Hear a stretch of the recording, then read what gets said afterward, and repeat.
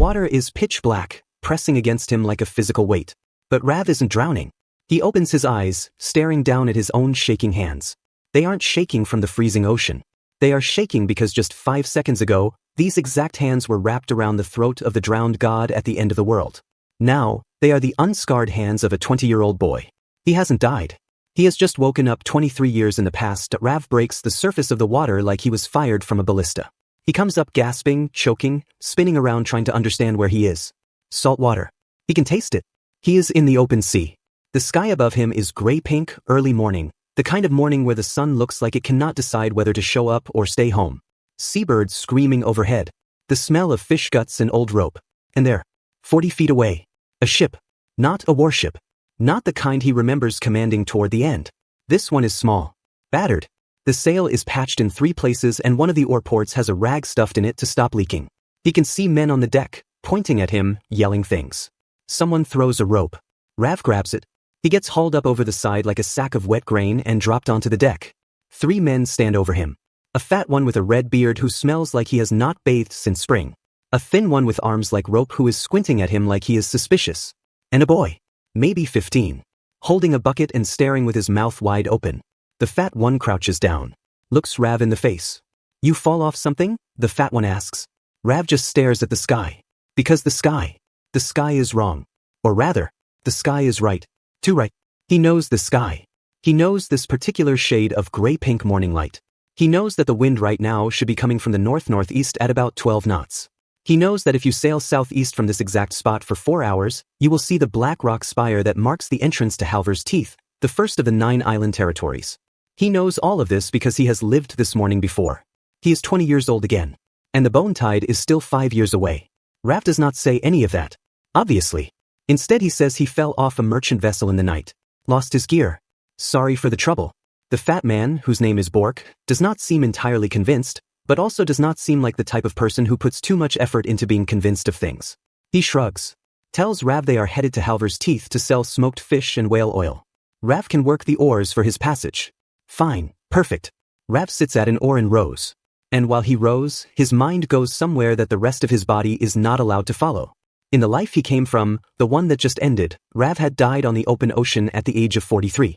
He had been the last commander standing after the bone tide swept through all 9 islands one by one. He had watched everything he ever cared about get swallowed. He had gathered the last few hundred survivors from across the scattered remnants of what used to be civilization. He had led them in a final charge against the drowned god itself, the ancient enormous thing that lived beneath the void sea and sent its children, the hollow beasts, up through cracks in the ocean floor to consume everything above. He had not won that fight exactly. What he had done was press his palm against the core of the drowned god and release every last piece of runic power he had built over 23 years of surviving. Every rune he had ever carved. Every beast he had ever absorbed.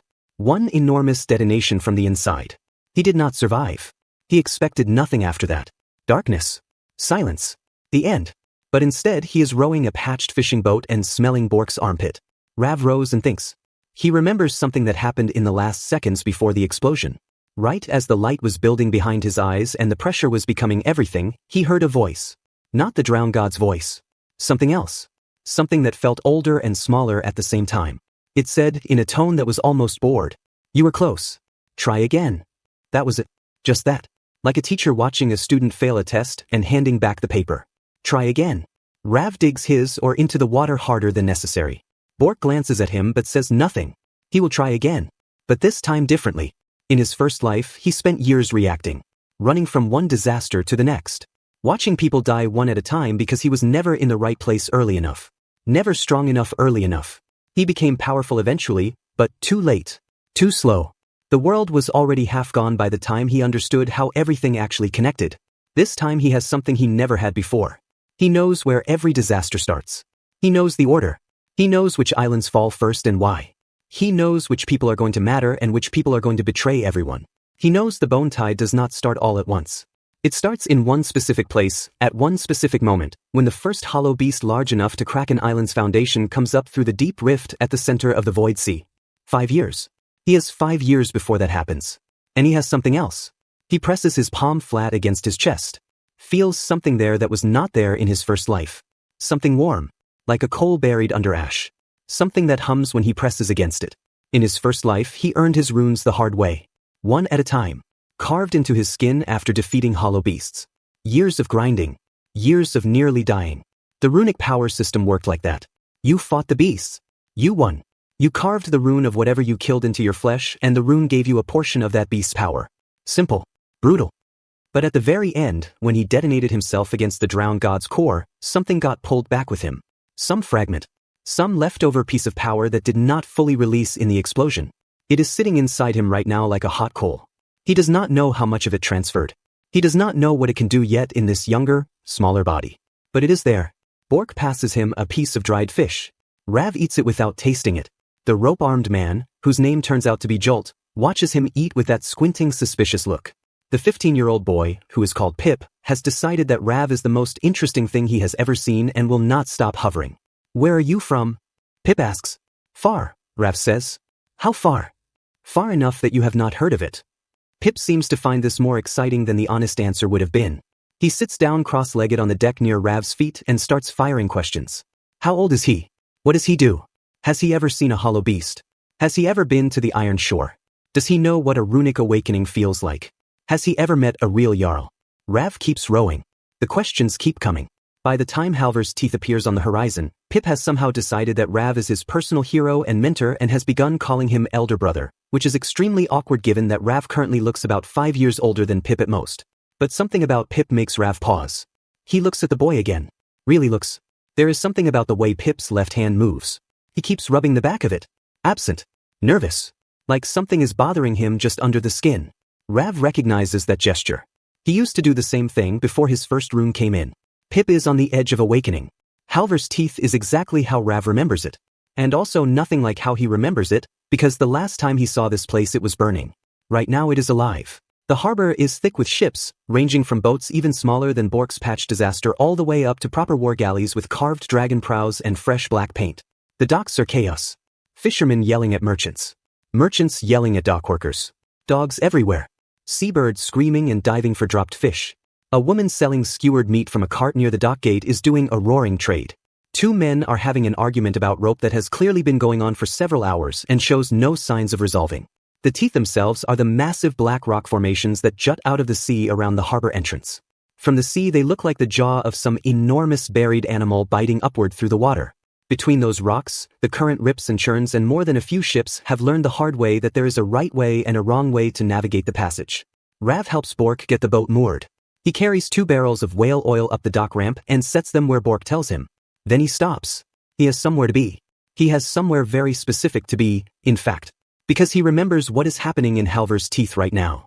In 5 days, there is going to be a job posting at the Harbormaster's board. A scouting contract for the eastern reaches of the Void Sea, posted by a woman named Aldra, who runs the only runecarver's workshop this side of the Iron Shore. The contract pays well, which is why it attracts a specific group of people. And among that group is someone Rav has been thinking about since he woke up in the ocean. Someone who, in his first life, he met much later. Too late to save. But here, now, 5 years earlier, that person is still alive and still young and still unbroken. Rav says goodbye to Bork. Bork waves without looking at him. Jolt gives him one last squinting look like he is filing him away somewhere in his brain under, possibly trouble. Pip grabs his arm. Wait, where are you going? Into town. Can I come? Rav looks at him. Do you work for Bork? He is my uncle. Sort of. My actual uncle is dead and Bork married his widow, so I think that makes him my uncle. Then you probably cannot just leave. Pip makes a face. He does not actually pay me. I just row and he gives me food. That is called working for him. It really does not feel like it. Rav almost smiles. What is your awakening status? Pip goes very still. The rubbing of his left hand stops. His eyes go to Rav's face and there is something there. Surprised. A little bit afraid. How did you know about that? Pip asks. Very quiet. Your hand. You have been rubbing the same spot for 3 hours. The back of your left hand. That is where the first rune pushes against the skin before it breaks through. It means you are close. Days away. Maybe less. Pip stares at him. Nobody told me that. Nobody with any knowledge was watching. There is a long pause. The dock noise goes on around them. Someone drops a crate of crabs and there is a tremendous crashing and sideways scrambling chaos that both of them ignore. I thought I was sick, Pip says. I thought something was wrong with me. Nothing is wrong with you, Rav says. But when it breaks through, you need to be careful. If you do not carve the rune within 48 hours of it manifesting, the energy turns inward. You have seen people after that happens. Pipes. Everyone in the 9 islands has seen what happens to an awakener who fails to carve. The rune energy has nowhere to go and it eats through the person from the inside. It takes about 3 days and it is not quiet. So I need a rune carver, Pip says. There is one on the main street. Bork should take you. Tell him tonight. What if he does not believe me? Show him your hand. The skin above the vein on the back of your left hand. In the light. If it is close to break through, it will show faint gold lines under the surface. Bork will see them. Any adult who has been around awakeners will recognize those lines. Pip looks at his hand. Tilts it in the harbor light. His face changes. Oh, he says. Very small. The lines are there. Faint. Branching like cracks in dry earth, shimmering just slightly. Tell Bork tonight, Raph says again. Then he walks up the dock. Behind him, Pip is still staring at his hand. The harbormaster's job board is on a wall outside the harbor registry building, which is a squat stone structure that smells like old paper and wet dog. People crowd around the board constantly. Some of them are hunters looking for contracts to fight hollow beasts in the outlying waters. Some are sailors looking for crew positions. Some are merchants posting freight delivery requests. Rav stands in front of the board and scans it quickly. The contract he is looking for is not there yet. 5 days, he remembers. He has 5 days. He needs to do something in those 5 days that he could not do in his first life until much, much later. He needs to make contact with someone, build something, start something. He needs resources, allies, a ship of his own eventually. He needs to do all of this without drawing too much attention from the wrong people. Because there are wrong people in Halvor's teeth. Several of them. He knows their names. He knows what they are going to do. He turns away from the board and nearly walks directly into someone. A girl. Or a young woman really. Maybe 18, 19. She is standing right behind him with a crate of papers tucked under one arm and an expression on her face that suggests he is in her way, which he is. She has very dark eyes. Black almost. The kind of eyes that seem to take in everything and give back nothing. Her hair is also black, pulled back tight, with 2 small braided sections hanging at her temples. She is wearing a leather working vest over a plain shirt and her boots are the good kind. Sturdy. The boots of someone who walks a lot and does not care about looking impressive. There is a rune on the back of her right hand. Carved. Active. The lines glow faintly blue-white in the daylight. Water type. First tier. But the complexity of the carving is exceptional. Whoever did that work was skilled. Or she did it herself. She says, without much patience, "Are you going to move?" "I am moving," Raph says and steps aside. She pushes past him to the board and starts pinning up papers. Job listings. Posted by the rune carver's workshop, based on the header's stamp on each page. He looks at them without seeming to look. Scouting contract. East Void Sea. Applications to the workshop. This is 4 days earlier than he expected. She is faster than he remembered. She finishes pinning the papers, pulls off the ones that have expired, rolls them up, tucks them under her arm on top of the crate. She turns and finds him still standing there. "Still you," she says. "Still me," he agrees. "Did you want one of those listings?" "The scouting contract." Something in her expression shifts. Barely. Just a slight change, like a sail trimming by an inch. "What is your experience?" "Enough." That is not an answer. "I know the eastern stretches of the Void Sea well enough to navigate them without a guide. I know the current patterns between Halvor's Teeth and the Iron Shore. I know the seasonal migration routes of hollow beasts in that water, and I know 3 ambush positions where scouting parties get caught out more often than they should." She stares at him. He keeps his face still. "You know the ambush positions," she says. Very flat. "Yes. You look about 20. I am 20. Nobody who is 20 knows the ambush positions in the eastern Void Sea. Those positions have killed professional hunters who had been working that water for 15 years. Then perhaps the professional hunters were not paying enough attention." Another pause. She looks at him the way Jolt did, but different. Jolt's look was suspicious in a simple way, like he expected Rav to steal something. This girl's look is the kind that is actually trying to figure something out. Like she is doing math in her head and his existence is a variable that does not fit the equation. Her name is Aldra. She is 19 years old.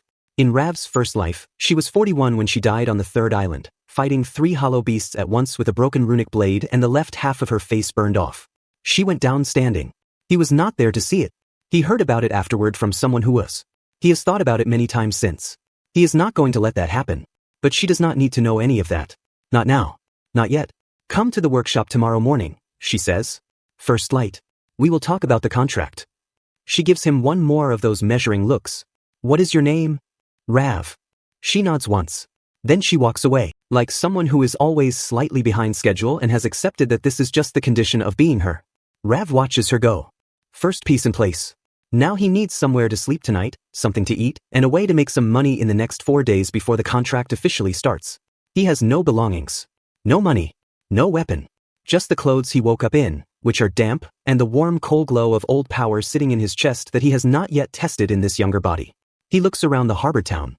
His eye stops on a notice board across from the harbor registry. Different board. Smaller.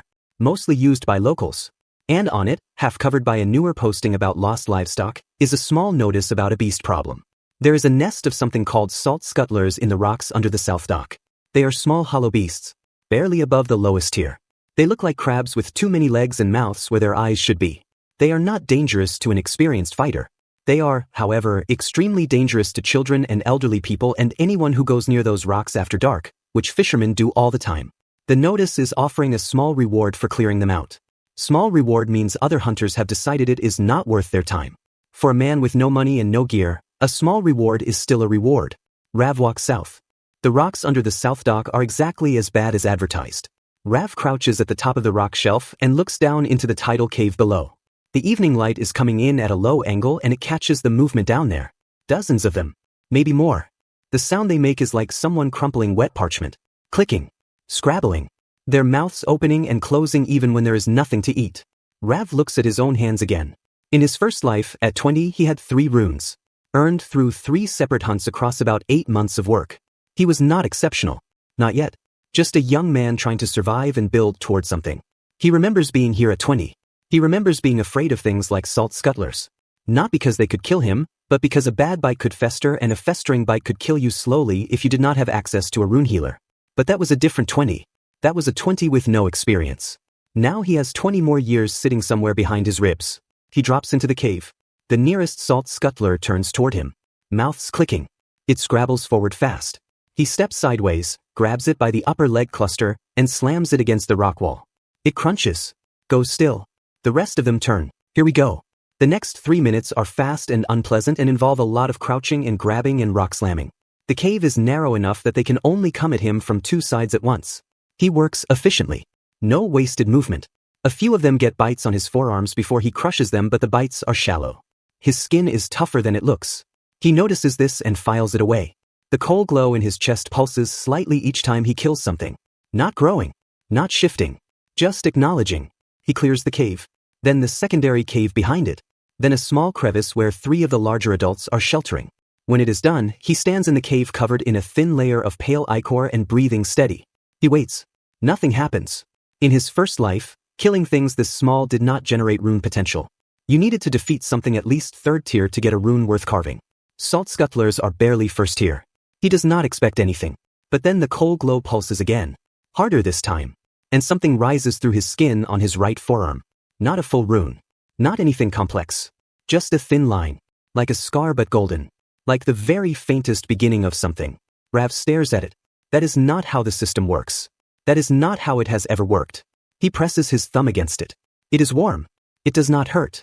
It just sits there.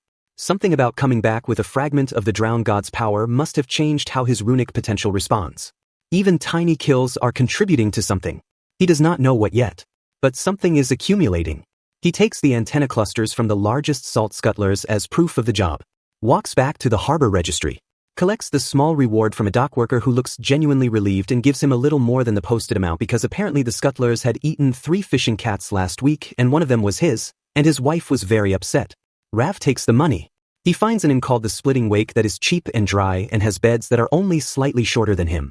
He eats fish stew and bread that is fresh enough to be good. He drinks nothing. Sits by the window and watches the harbor until the lamps come on one by one. He thinks about what he needs to do in the next 5 years. It is a very long list. But every long list starts with a first item. Tomorrow morning, first light, Aldra's workshop. He sleeps. And in his sleep, for the first time in 23 years, he does not dream about the sea rising. Aldra's workshop is on the 3rd lane back from the harbor. It is not impressive from the outside. Stone walls. A heavy wooden door with iron fittings. A carved sign above the door showing a runic spiral, the universal symbol for a rune carver's workshop. Small windows with the shutters cracked open. From inside comes the smell of heated metal and something like pine resin and ozone. Rav knocks. Nothing. He knocks again. The door opens and Aldra looks at him with the expression of someone who has not slept enough and finds this fact to be primarily his fault. "You are early," she says. You said first light. I said first light. It is before first light. It is approximately first light. She stares at him, then opens the door wider. The workshop inside is exactly as busy as it looks from outside, which is to say, extremely. Every flat surface has something on it. Runic reference scrolls, tool cases, sample stones with carved test runes. 3 separate workbenches at different heights. The walls have mounted diagrams of rune networks, drawn in the kind of obsessive detail that suggests someone was awake at 3 in the morning with very strong opinions about which variant of the saltward rune is most structurally sound. There is also a person on the floor. A very large person. Asleep on the workshop floor with a cloak pulled over his face and feet that stick out the other end because he is too tall for the cloak to cover him entirely. The feet are wearing boots that are approximately the size of bread loaves. Rav looks at the feet. Aldra notices him looking. That is Dag, she says. He fell asleep there last night and I decided it was not worth trying to move him. What is he doing here? He came asking about the scouting contract. He arrived just before sunset, managed to knock over 2 tool cases and a reference stand just coming through the door, and then sat down on the floor to wait for me to finish work and fell asleep between one sentence and the next. She pauses. He is quite strong. I watched him lift a full barrel of brine to move it out of his way when he came in. Did it one-handed. Did not seem to think it was notable. From under the cloak comes a sound like a large contented animal snoring. Then a voice. Muffled by cloak. I can hear you talking about me. Then you are awake, Aldra says. Partially. Sit up. Dag sits up. The cloak falls off his face. He is enormous. Not tall in the lean way of someone who just kept growing. Enormous in the way of someone who is built out of different material than most people. Wide shoulders. Thick neck. A face that is somehow both extremely friendly and also like something that was carved by a sculptor who was going for a general impression of a person rather than the specific details. Round-faced. Pale eyes. Dark hair that is sticking up at several angles from sleeping on stone. He sees Rav. Blinks. Looks at Aldra. Looks back at Rav. Is this another one? Dag asks. For the contract, possibly, Aldra says. How many are we so far? You, potentially. Him, potentially. And Fenk if he stops sending written applications and actually comes to the door. Who is Fenk? Someone who has sent me 3 written applications so far, each more detailed and organized than the last. The third one had a table of contents. Dag stares at her. A contract application. With a table of contents. The second section was titled, Why My Qualifications Are More Relevant Than They Initially Appear. There is a pause. I want to meet this person, Dag says. He stands up. He is even larger standing up. He has to angle himself slightly to avoid hitting the lower edge of the lamp that hangs from the ceiling beam. He looks at Rav with those pale eyes. I am Dag. From the east side of Halver's Teeth. I work dock freight mostly. I want to see the Void Sea properly before I am too old to enjoy it. Rav says. You look like you have been in fights. Some. Your arms. Dag nods at Rav's forearms, where the faint golden line from last night sits alongside some older standard runework scars. That one on the left is carving scarring. Old work. But the line on the right is different. I have not seen that color before. Rav pulls his sleeve down slightly. Old injury. Dag looks at him with the same kind of look that large friendly dogs sometimes give to things they cannot quite smell properly. Not suspicious. Just uncertain. He does not push. But Dag has always been like that. In Rav's first life, Dag was one of the few people who trusted instinctively rather than demanding explanations first. It made him easy to manipulate and it also made him fiercely loyal once he decided you were worth being loyal to. In his first life, Rav met Dag at 38. Too late. Dag was already beaten up by then. Had already lost people.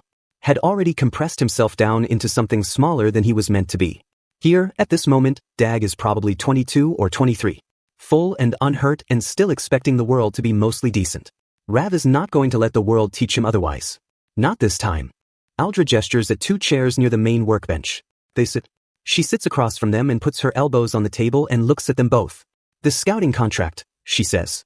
Before I describe it properly, I need to tell you that 3 groups have attempted it before me. 2 came back with nothing. 1 did not come back. Dag absorbs this. What happened to the third one? Unknown. Their boat was found drifting about 60 miles east of here. No crew. No damage to the hull. No sign of fighting.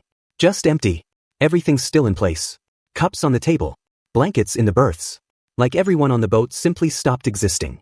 Dag looks at Rav. Rav keeps his face still. He knows what happened to that third crew. He knows it very specifically. There is a thing in the Eastern Void Sea that he discovered in his first life, much later. A hollow beast that does not attack. It does not bite or crush or burn. What it does is emit a field of runic interference so powerful that anyone inside it loses the ability to control their own body. Their own nervous system just stops taking commands. They walk into the water, calmly, with no fear, because fear requires a connection between brain and body that the field has severed. They walk in and they do not come back. He knows how to detect it. He knows how to avoid it. He knows exactly 3 other people alive in the entire 9 islands right now who know either of those things. One of them is sitting across from him. It is called a null tide, Rav says. Aldra's head comes up fast. Dag looks between them. What? Null tide, Rav says. Large hollow beast. Stays low in the water. Does not surface. It does not attack. It emits a field. Anyone in the field starts walking toward the water. Their mind is still awake. They know what is happening. They just cannot stop their body. He pauses. The way to avoid it is to not be in the water during its active hours. It is most active between late afternoon and the 2nd hour of darkness. If the 3rd group was moving at that time with nothing to disrupt the field. How do you know this? Aldra asks. Her voice is very controlled, but she is gripping the edge of the workbench. I have done a lot of research, Rav says. It is not a good answer and they both know it, but it is the one he has. She stares at him for a long time. That dark crow-eyed stare that feels like it is going through you and reading something on the wall behind you. Then she nods once. All right, she says. Here is what I actually need. She unrolls a chart on the workbench. It is a map of the Eastern Void Sea. Good quality. Detailed coastlines, marked currents, depth soundings in the shallower areas. Someone has annotated it in cramped handwriting with beast sighting locations and dates. She points to a spot about 90 miles east-northeast of Halver's Teeth. There is an island here that does not appear on official charts, she says. It is small, maybe 3 miles across. Mostly rock. But 3 separate salvage divers who have worked this area over the past 2 years have mentioned it independently without knowing about each other. All 3 describe the same thing. A ring of standing stones on the highest point of the island. Very old. Pre-settlement old. Dag leans over the map. What kind of stones? The kind carved with runes, Aldra says. Specifically, runes that none of them recognized. And all 3 of them are people with enough runic knowledge to recognize most standard forms. Rav says nothing. He is looking at the map. He knows this island.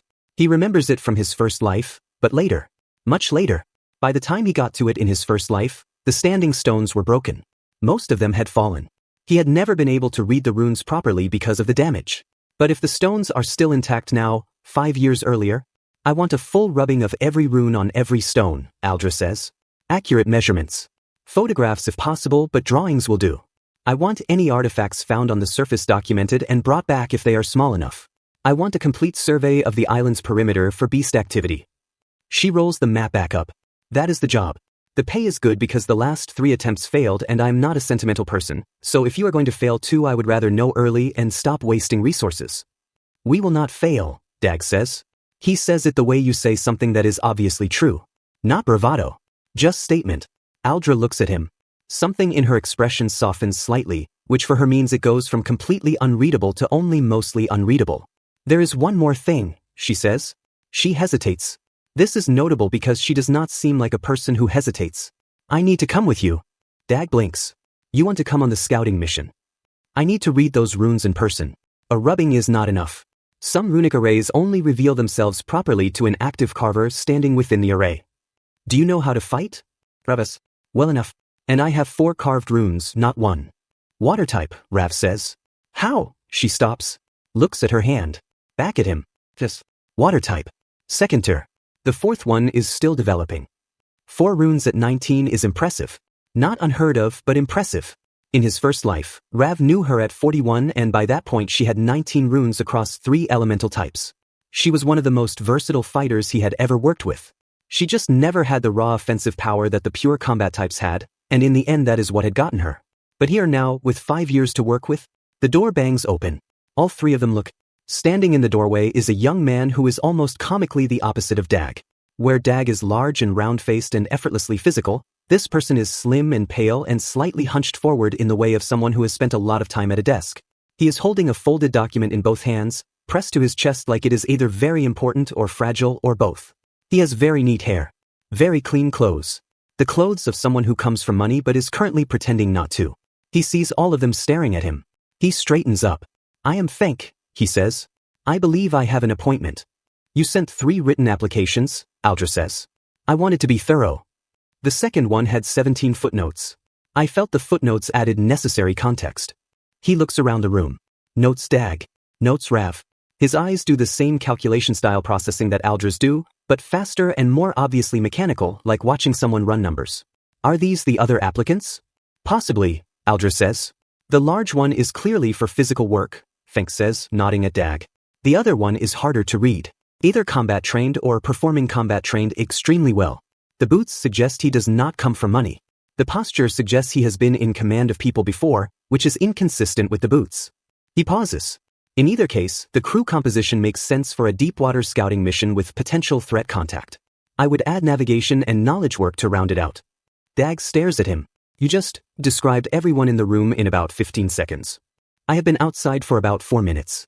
I was early, so I waited. He says this without apology. You were waiting outside? Why did you not knock? You were talking. I did not want to interrupt before it was polite to. Rav looks at Fenk. Fenk meets his eyes. Very direct. Very calm. In his first life, Rav never met Fenk. That name meant nothing in his first life. But something about the way this person moves and talks and processes is familiar. Not familiar like he has met this specific person. Familiar like he recognizes the type. The type that in the final days of the world, in the desperate last stand years, becomes absolutely indispensable. The type that does not fight but without whom the people who fight would have walked into half their disasters blind. Smart. Analytical. Careful. And somewhere underneath all of that careful presentation, something that is burning quietly and watching and waiting for the right moment to actually go all in. Can you sail? Rav asks him. I can navigate. Sailing is a different skill. Not on the void sea it is not. The pause. I can learn. Good, Rav says. He looks at Aldra. She is watching him with those dark eyes. He gets the impression she has been watching him more carefully than any of the rest of them. We need a ship, Rav says. And we need to leave in 4 days. The Eastern Void Sea is navigable against the current for about a 3-week window starting in 6 days.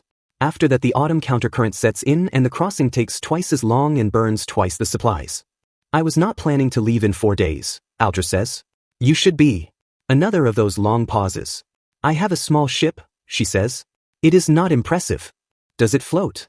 Consistently, yes. Then it is impressive enough. The ship is called the Ardent Thorn. It is a 12-oar vessel about 40 feet long. Single mast. Deep-keeled for open water. The hull is the gray-black of treated timber and it is in good condition, which is more than Rav expected from the outside. Aldra clearly knows how to maintain equipment. There is one more crew member that none of them expected. He is standing on the dock next to Bork when Rav comes down to check the ship's rigging on the second day. Bork looks deeply uncomfortable. Pip looks like he has won a very large prize and is trying not to let his face show exactly how much. The back of Pip's left hand is bandaged. Fresh bandage. Rav stops in front of them. He went to the carver, Bork says. His voice is a thing of pure grudging. Just like you said. The lines were there, same as you said. He puts a heavy hand on Pip's shoulder. Not rough. Just solid. The hand of someone who does not know how to be gentle but is trying. The carver says his awakening is a good one. Said she has not seen the specific pattern before. Says it might be unique. What type? Rav asks Pip. Pip lifts his bandaged hand. His eyes are bright. She said it is a combination, he says. She said usually people get one clear elemental type from their first rune. Fire, water, stone, sometimes earth or void. But mine came in as 2. Wind and also something else she did not have a name for yet. She said she would need to study it. Bork makes a sound that is somewhere between pride and grievance. He wants to come, Bork says. He has been talking about you since you walked off the dock. I told him no and he kept talking. I told him absolutely not and he kept talking. I have been on a boat with this boy for 3 years and in 3 years he has never talked this much. I talked plenty, Pip says. Not like this. Rav looks at Pip. The boy meets his gaze without flinching. His jaw is set. He is trying very hard not to look like someone who is begging. The thing about Pip is this. In Rav's first life, he never knew Pip. He never knew this name. He never knew this face. This particular 15-year-old boy with a strange dual awakening and a fishing boat uncle is not in any of Rav's memories from the first life. Which means one of 2 things. Either Pip was not important in his path and Rav simply never crossed. Or Pip died young. Before the bone tide. Before the world got bad enough that everyone who survived ended up in the same desperate places. Given the dual awakening. Given the unknown second type. Given the fact that he is here at this exact moment, which feels a little too convenient to be entirely accidental. Rav looks at Bork. Does he have skills that are useful on open water? He knows ropes, Bork says gruffly. Better than men twice his age. He can read weather. He is never seasick. And he is small enough to get into the tight parts of the rigging that the bigger crew cannot reach. He works. He does not get special treatment because he is young. He takes orders from me, Aldra, and no one else. If we hit something dangerous and I tell him to get below and stay there, he does it. Pip opens his mouth. Those are the terms, Rav says. Pip closes his mouth. Nods. Bork lets out a slow breath. He reaches into his vest and pulls out a small object. A carved wooden pendant on a cord. He puts it around Pip's neck. His big hand settles briefly on the back of the boy's head. Come back, Bork says. I always come back, Pip says. You have never gone anywhere before. Then this will be an easy record to maintain. Bork gives Rav a look. It is not quite threatening. It is the look of a man who cannot come with you but wants you to know very clearly that he is paying attention. Rav nods at him. Bork grunts. Turns. Walks back up the dock. Pip watches him go. Then he turns back to Rav and his face does the thing where it nearly but not quite manages to contain how excited he is. Good, Rav says. Welcome. They leave on the 4th day. Early morning. The harbor is still half asleep. A few other ships moving but mostly stillness. The ardent thorn eases out through the gap between the teeth with Rav and Dag on the oars and Pip at the bow watching the rocks. Aldra handles the tiller.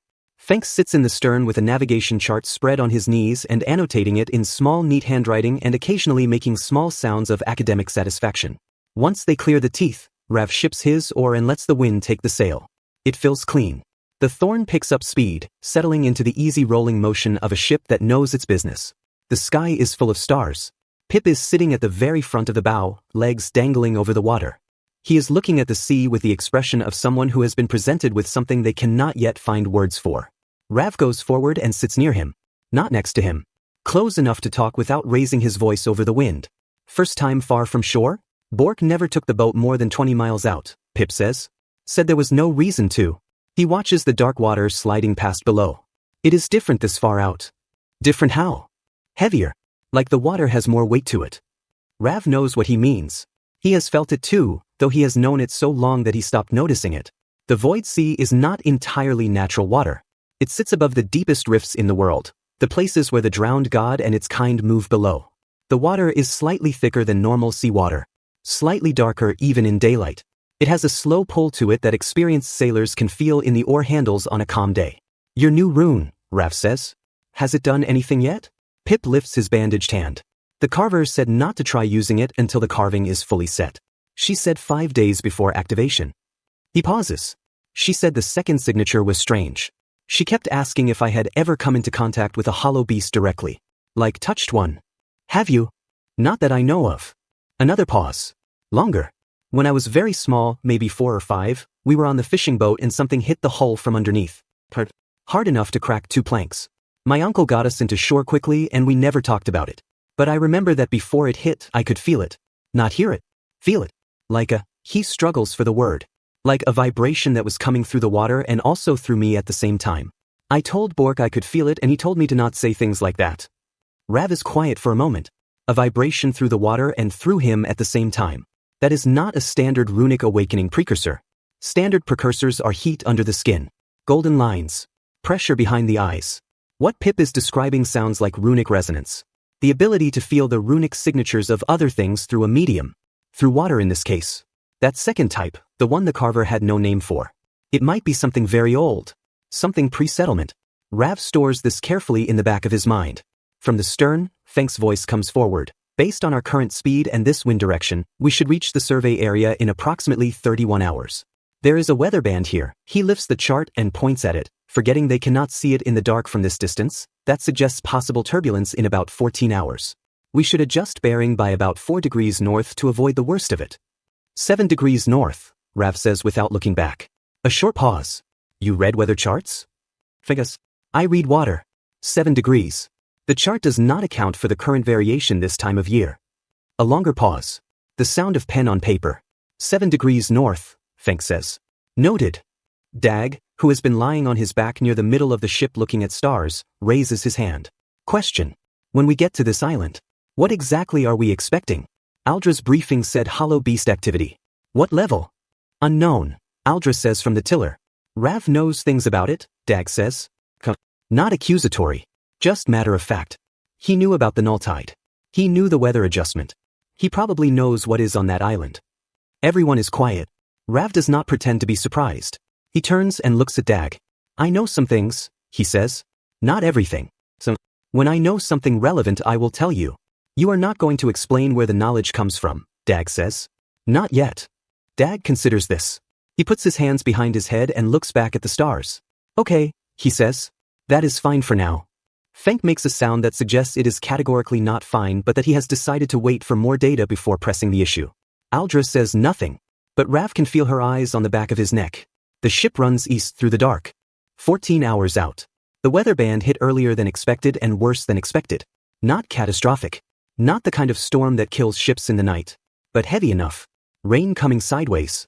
Swells that make the Thorn labor and roll.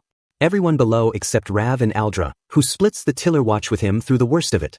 They work the ship together in near silence. They have fallen into an efficient rhythm without discussing it. She handles the tiller. He adjusts the sail trim when the gusts shift. She corrects. He adjusts. It is the natural call-and response of people who have sailed together for years, except they have been sailing together for 14 hours and have barely spoken. During a lull between gusts, she says, How long have you been sailing? A long time. You are 20. I started early. She looks at him sideways. Water running down her face. She does not seem bothered by it. You sail like someone who has had a ship go out from under them at least once. More than once. And you are still doing it. It is the sea or it is not. There is no other option. Another gust. Both of them work without speaking. When it passes, she says, The rune work on your right arm. The golden one. I have been looking at it when you move your hands on the lines. It is not standard runic carving. There is no scarring.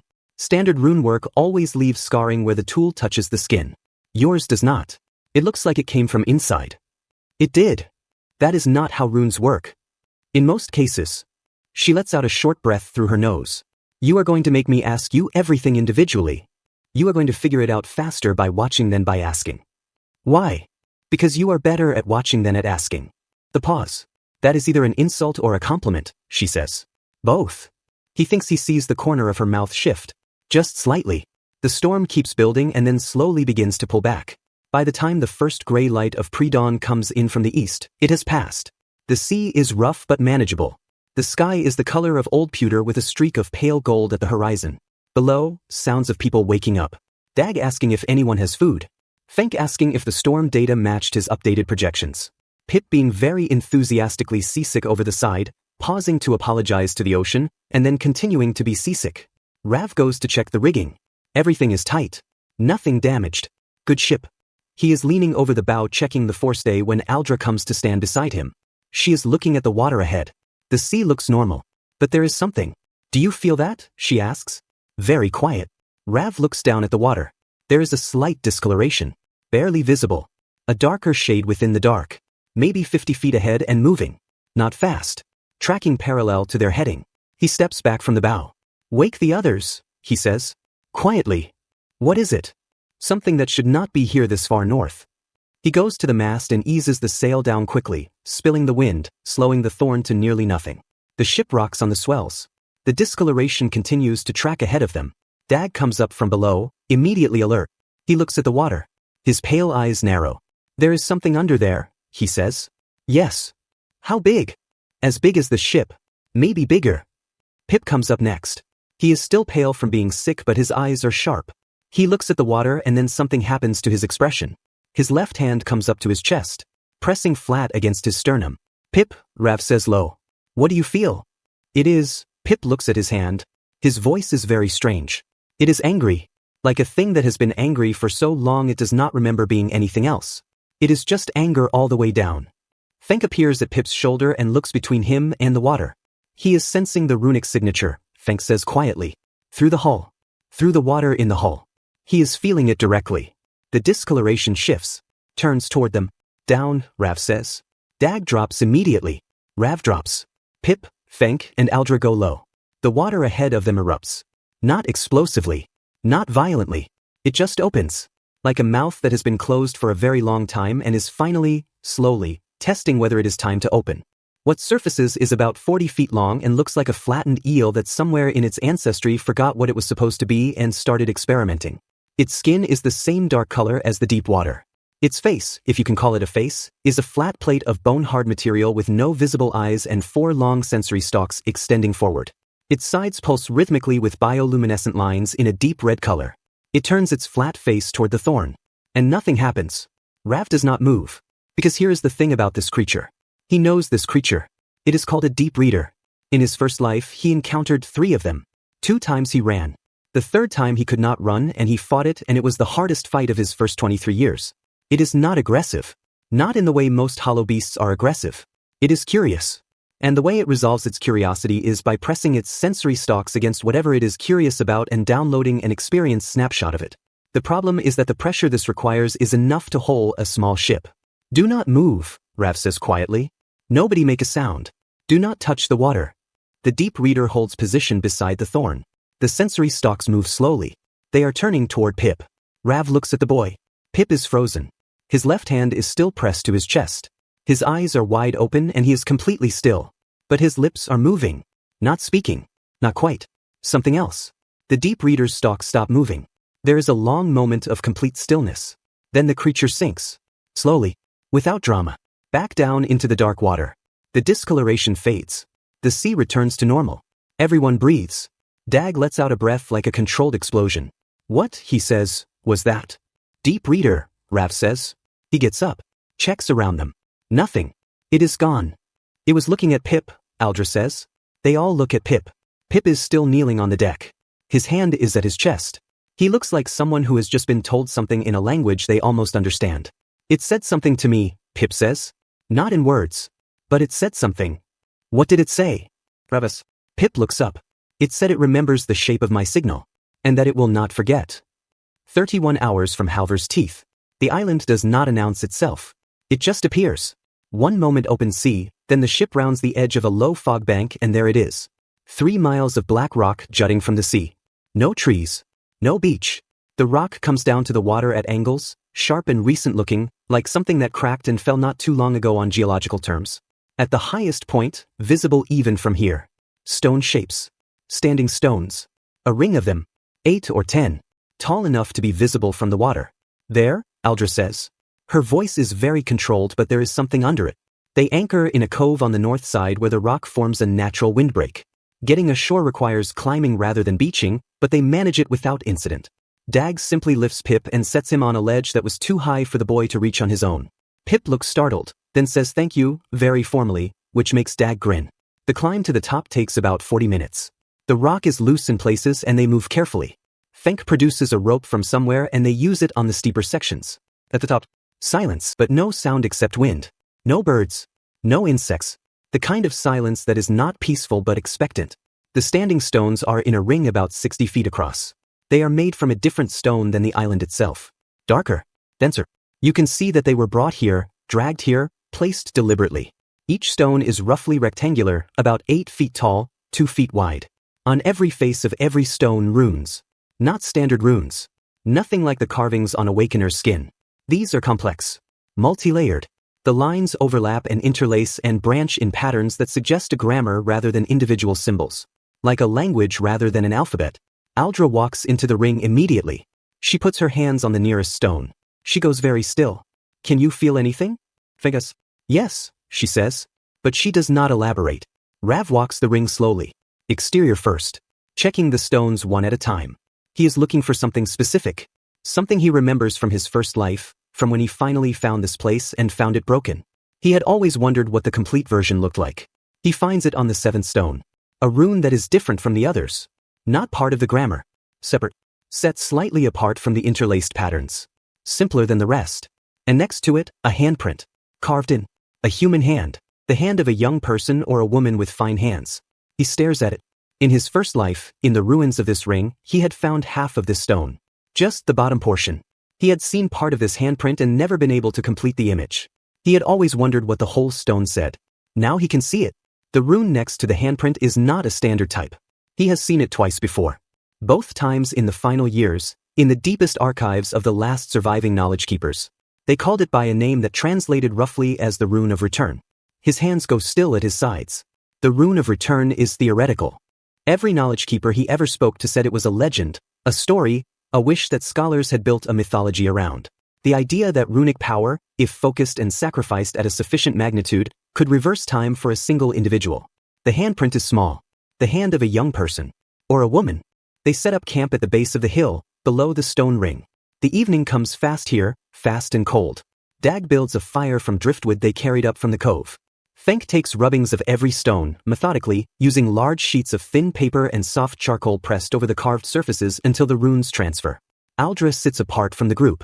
She is looking at the copy she made of the handprint stone. Rav brings her food. She takes it without looking up from the paper. You do not have to tell me, she says, how it ended. In your life. I know. But I want to know if the ending was my decision or if it was taken from me. He sits down beside her. The firelight from the main camp does not quite reach them here. It was your decision, he says. You made it on purpose. You went after 3 of them at the same time because it was the only way to keep the path clear for the people who were behind you. She is quiet for a moment. Did it work? For a while. Long enough. Not long enough. No. She nods. Looks at the paper. In this life I do not plan to spend my power as a single-use expenditure. Good. But you should know, she pauses. Whatever I remembered when I touched the stone. It is not clear memories. It is more like echoes. Like the feeling of something that happened. The emotion of it without the detail. But I remember the ring. I remember building it. I remember why. She looks at him finally. Her dark eyes in the near darkness. Someone told me to build it. They said if I built it correctly and put enough of the right runic patterns in, and if the person I was trying to reach was the right person with the right kind of brought back power, the pattern on the 7th stone would activate when they touched it. Activate how? They did not explain. They said I would know when it happened. She pauses. They also said you would be stubborn and slow to trust anyone and that I should not take it personally. Rav blinks. Who told you this? I do not have a clear image. The memory of the face is blurred. Like someone deliberately obscured it. She frowns slightly. But the voice is not quite, she stops. Not quite what? Not quite human. From the stone ring above them, very faintly, a sound. Harmonic. The stones in the wind. Neither of them speaks for a while. We have 1 month, Rav finally says. Before the scouting contract time runs out. I want to use this month to do more than map an island. I want to find 2 more things. What things? The eastern supply cache that was used in the first half of the initial Bone Tide response, before everything fell apart. I know where it was built and when. Right now it has not been built yet. But the location it was built at is significant for a different reason that the people who built it did not know. There is a natural runic convergence point there. Water and wind runes amplify each other at that specific site. If we can establish a base there early. Before the Bone Tide. Yes. Long before. And the second thing? Rav hesitates. Not because he does not know the answer.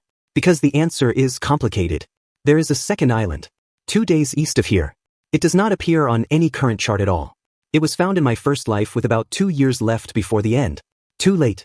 But the things that were on it? He stops. Starts again. There is a hollow beast on that island that has been on that island for longer than any of the 9 human territories have existed. It is not aggressive. It has never attacked a human. The researchers who finally reached it in my first life concluded that it was guarding something. They never figured out what. They ran out of time. Aldra looks at him. You want to find out what it is guarding? I think I already know. I just need to confirm it. What do you think it is? Rav looks at the fire. The reason, he says, that the drowned god is angry. The ardent thorn leaves the nameless island on the second morning. The rubbings are complete. Aldra has everything she needs and more. She spent the previous evening inside the stone ring alone, and when she came back down her expression was the most internal Rav had ever seen on her. Like someone who has just had a very long and significant conversation entirely inside their own head. She does not describe what happened. He does not ask. The crossing to the second island is 2 days. The weather is better than the crossing to the first island. Clear and cold, good wind from the southwest, the kind of sailing that makes the whole thing look easy. On the second afternoon, Dag jumps over the side. This is not as alarming as it sounds, except that it completely is. He just walks to the rail and goes over. No warning. No sound except the splash. Rav is at the bow and spins around at the splash to see Dag already in the water, swimming. Not drowning. Actively swimming. He is heading for something about 30 feet from the ship. Something round. Mostly submerged. Rolling slightly in the wake. Fenk leans over the rail. Is there a reason for this? He calls down. There is something in the water, Dag calls back. His voice is steady and calm. He is an excellent swimmer. Nobody who carries that much mass should be able to move that well in water, but there it is. Rav looks at where Dag is swimming. He crosses the deck to the starboard side and looks. It is a barrel. A standard storage barrel. But the wood is wrong. Not old wood weathering. The wrong color. Like it has been somewhere with no light for a long time and the pigments in the wood have faded to a particular shade that you only see in deep water recovered objects. This barrel has been in very deep water for a very long time and it has recently come up. Dag reaches it. Grabs it. It is slightly larger than a standard barrel and it does not have the heft you would expect for something sealed and floating, which means either it is empty or it contains something far less dense than water, which most things are, which is why it is floating, but the balance of it is wrong somehow. He hauls it back to the ship. Rav and Aldra pull him up over the rail with it. It hits the deck with a sound that is not quite hollow and not quite full. Like something inside is moving slightly. It is warm, Dag says, putting his hand flat on the wood. Rav puts his own hand on it. Not hot. Warm in the way of something that has been held in a living hand for a long time and the warmth has transferred. Fenk is already crouching beside it, examining the sealing ring. The seal is runic. Not mechanical. Someone put a runic lock on this. The pattern is, he stops. Tilts his head. Aldra, can you look at this? Aldra crouches. Studies it. Old, she says. Older than any standard workshop pattern I have seen. The spacing on the secondary runes is pre-settlement style. This was made before the 9 territories established their individual systems. How old? Before the bone silence. Before the memory. The bone silence is what people call the period before recorded history. The time before the 9 islands were settled. Before awakening was understood or systematized. The mythological period, some called it. The time when, according to the oldest stories, something enormous happened in the void sea and then everything after that was different. Can you open it? Ravis. Yes, Aldra says. But I need to know if you want me to. He looks at the barrel. He does not remember this barrel. This does not appear anywhere in his memories of his first life. Whatever this is, it is new information. Open it, he says. Aldra places both hands on the seal. Her runes light up. Water type. Second tier. The seal responds. The lines on it glow briefly and then release with a sound like a very satisfied exhale.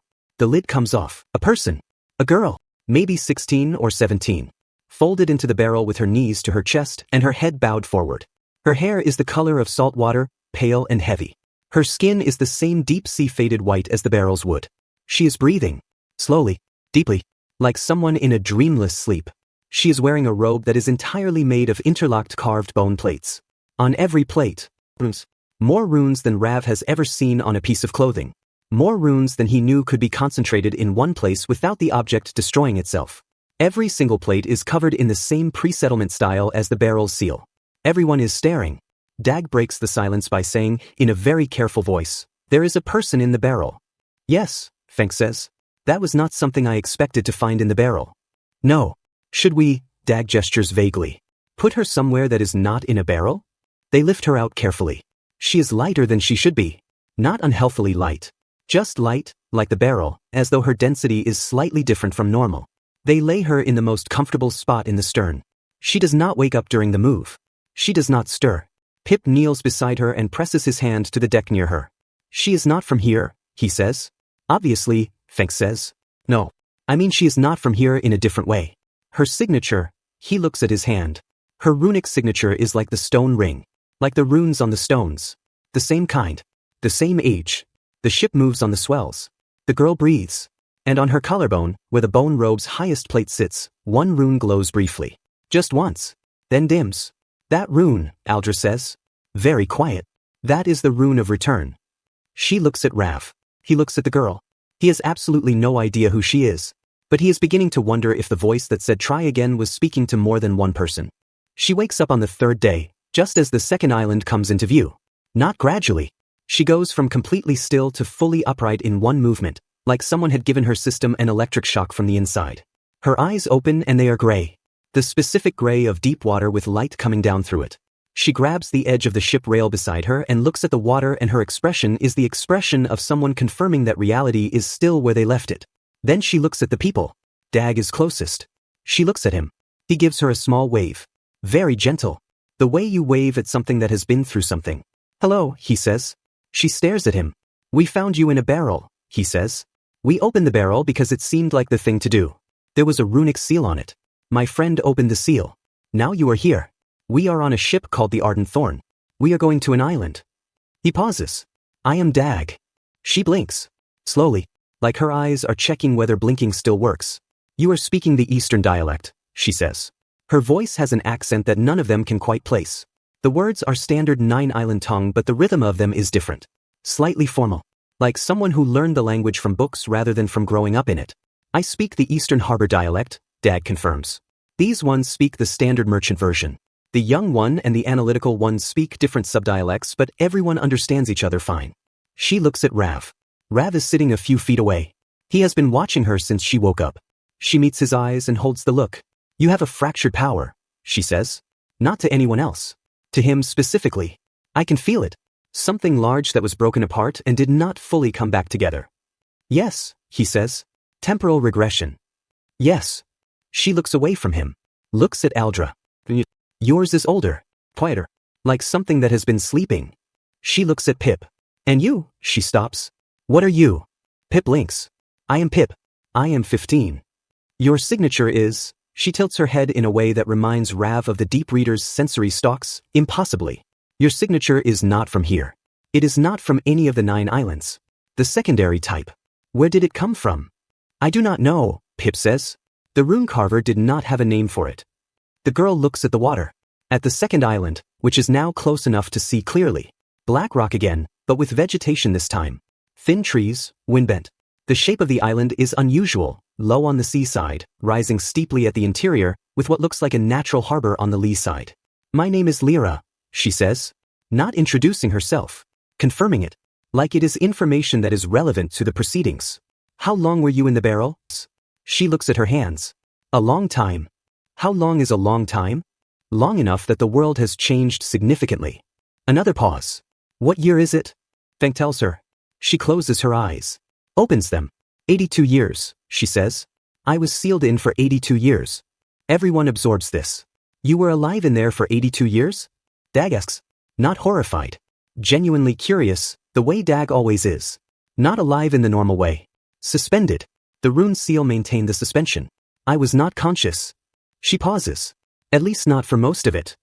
For most of it? Pip asks. There are periods in deep suspension where the suspended body is not fully under. You dream.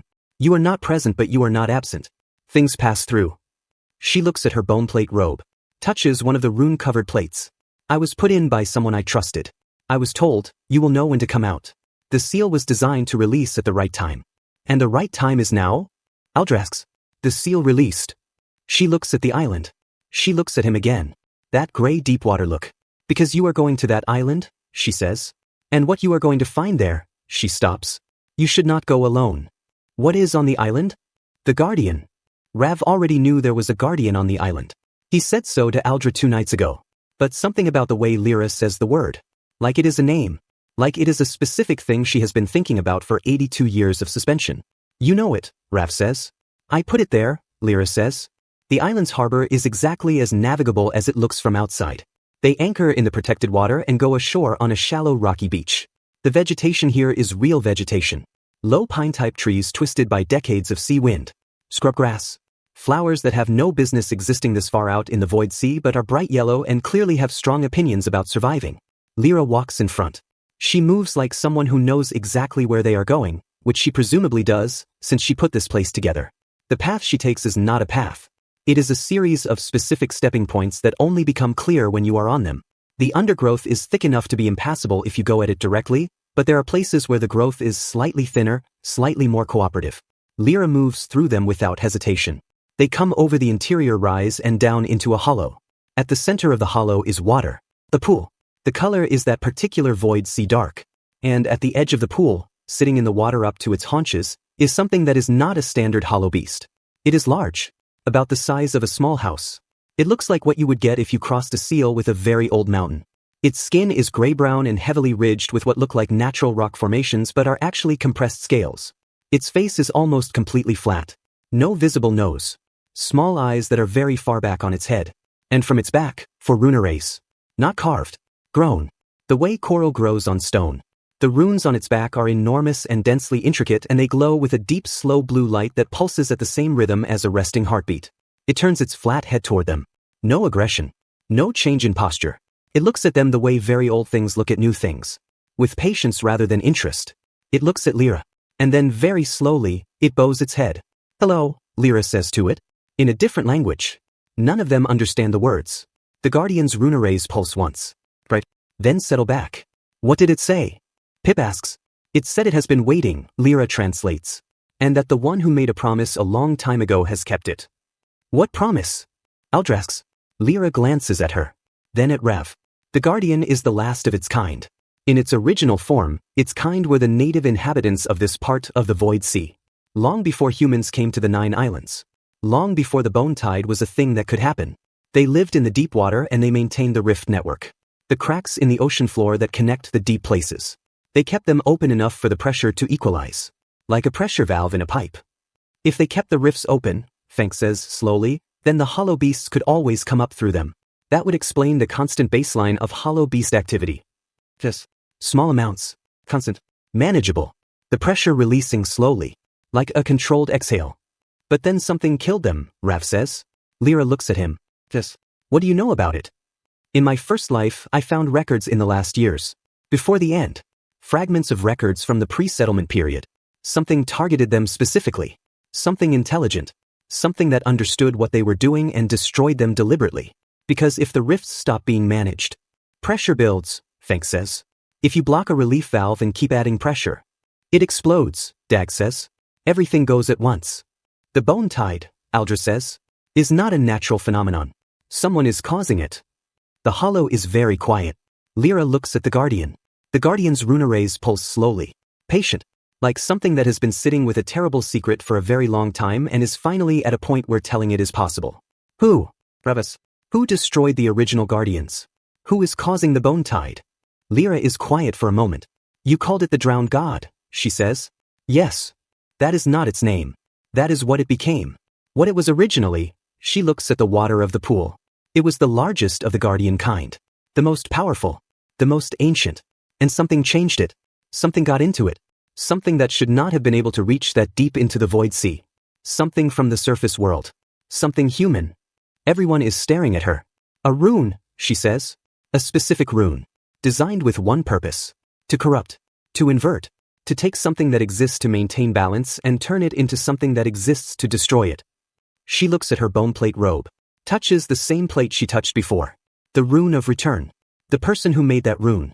Who designed it and drove it into the oldest and most powerful Guardian alive and corrupted it into something that wants nothing but to surface and consume everything above. Who? Revis. Lyra turns to him. Gray eyes. Deep water gray. Someone who was alive 82 years ago, she says. Someone I knew. Someone I thought I understood. Her voice does not break. But it does something else. It goes very precise, the way voices go when they are controlling something large and keeping it from showing. Someone who was not evil when I knew them. Who started from a place I understood.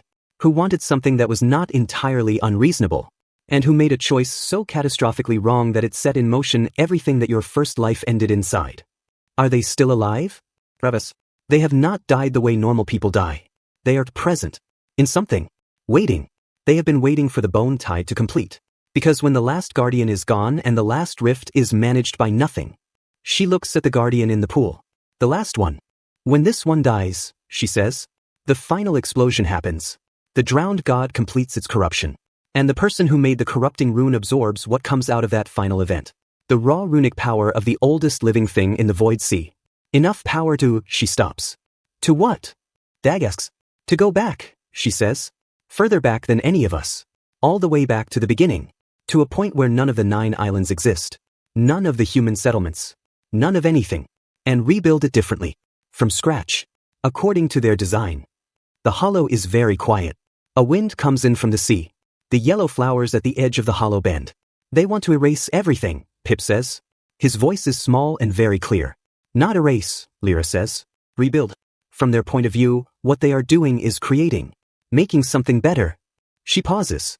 The fact that everyone currently alive would not survive the reset is, to them, an acceptable cost. Feng says in a perfectly even voice. This is a significantly more complex situation than a scouting contract. Nobody disagrees. Rav stands in front of the Guardian of the last rift. The ancient thing with rune arrays growing from its back like coral. It watches him with those small far-back eyes. Patient. Waiting. He thinks about a voice that said try again. He thinks about a stone ring with a handprint on the 7th stone.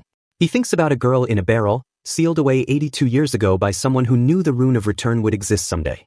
He thinks about a 15-year-old boy with a runic signature that does not belong to any of the 9 islands. He looks at Pip. Pip is looking at the Guardian. And the Guardian is looking at Pip. And the runic arrays on the Guardian's back are cycling through patterns faster than they have been since they arrived. Pip, Rav says quietly. I know, Pip says. I know what the second type is. What is it? Pip puts his left hand flat on the ground. The lines under the bandage glow. Golden. It is the same type as the Guardian's arrays, he says. I do not know how, but it is the same. Lyra looks at Pip for a long moment. Something moves through her expression that is almost wonder. That was not supposed to be possible, she says. The Guardian signatures are unique, non-transferable. They cannot awaken in a human, she stops. Unless someone brought one back. Unless someone put a fragment of Guardian-type signature into the human bloodline. Very far back. Far enough back that it diluted through generations until it became barely detectable. Until it found someone who matched the right template to express it again. She looks at Rav. Did you do this? In your first life? No, he says. Then someone else did. Deliberately. Generationally. Planned across decades. She looks at the sky. Then at Pip again.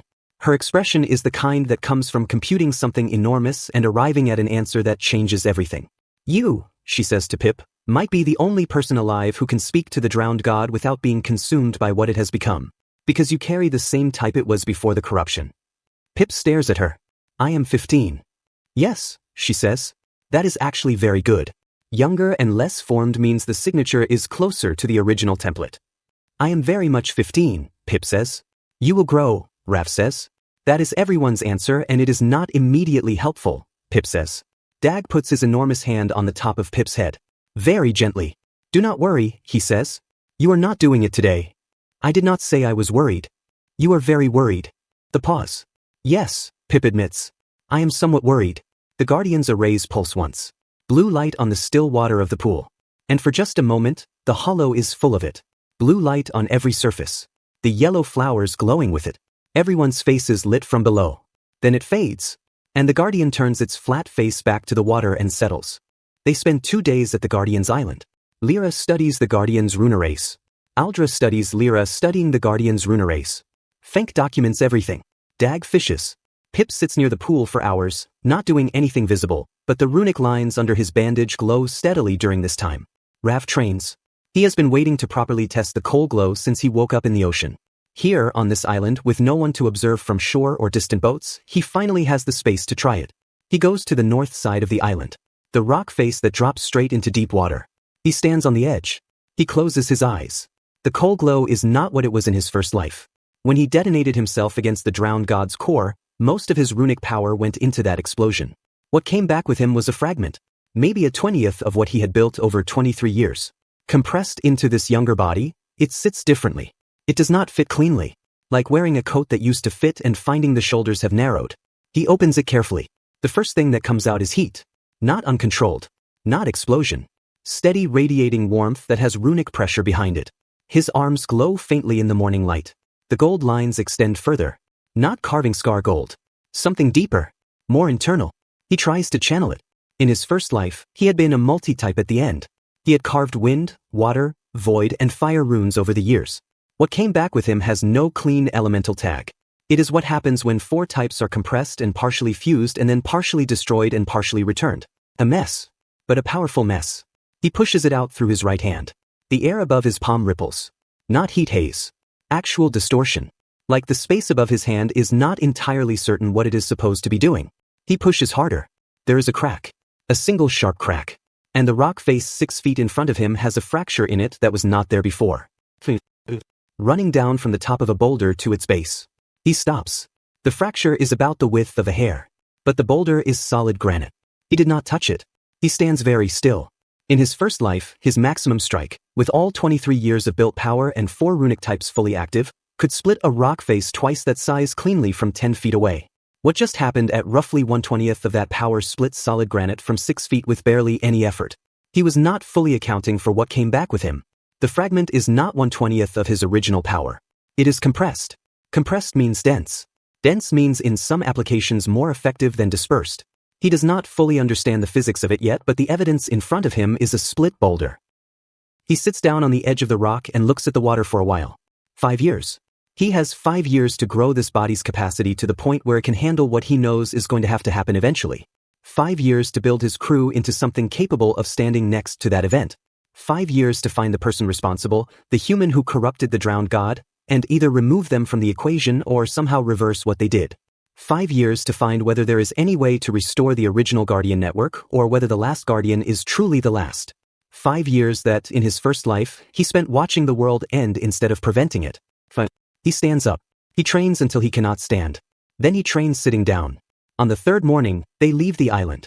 The ardent thorn points its bow toward the iron shore, the second of the 9 island territories, 3 days east-southeast. They had been gone from Halvor's Teeth for 8 days.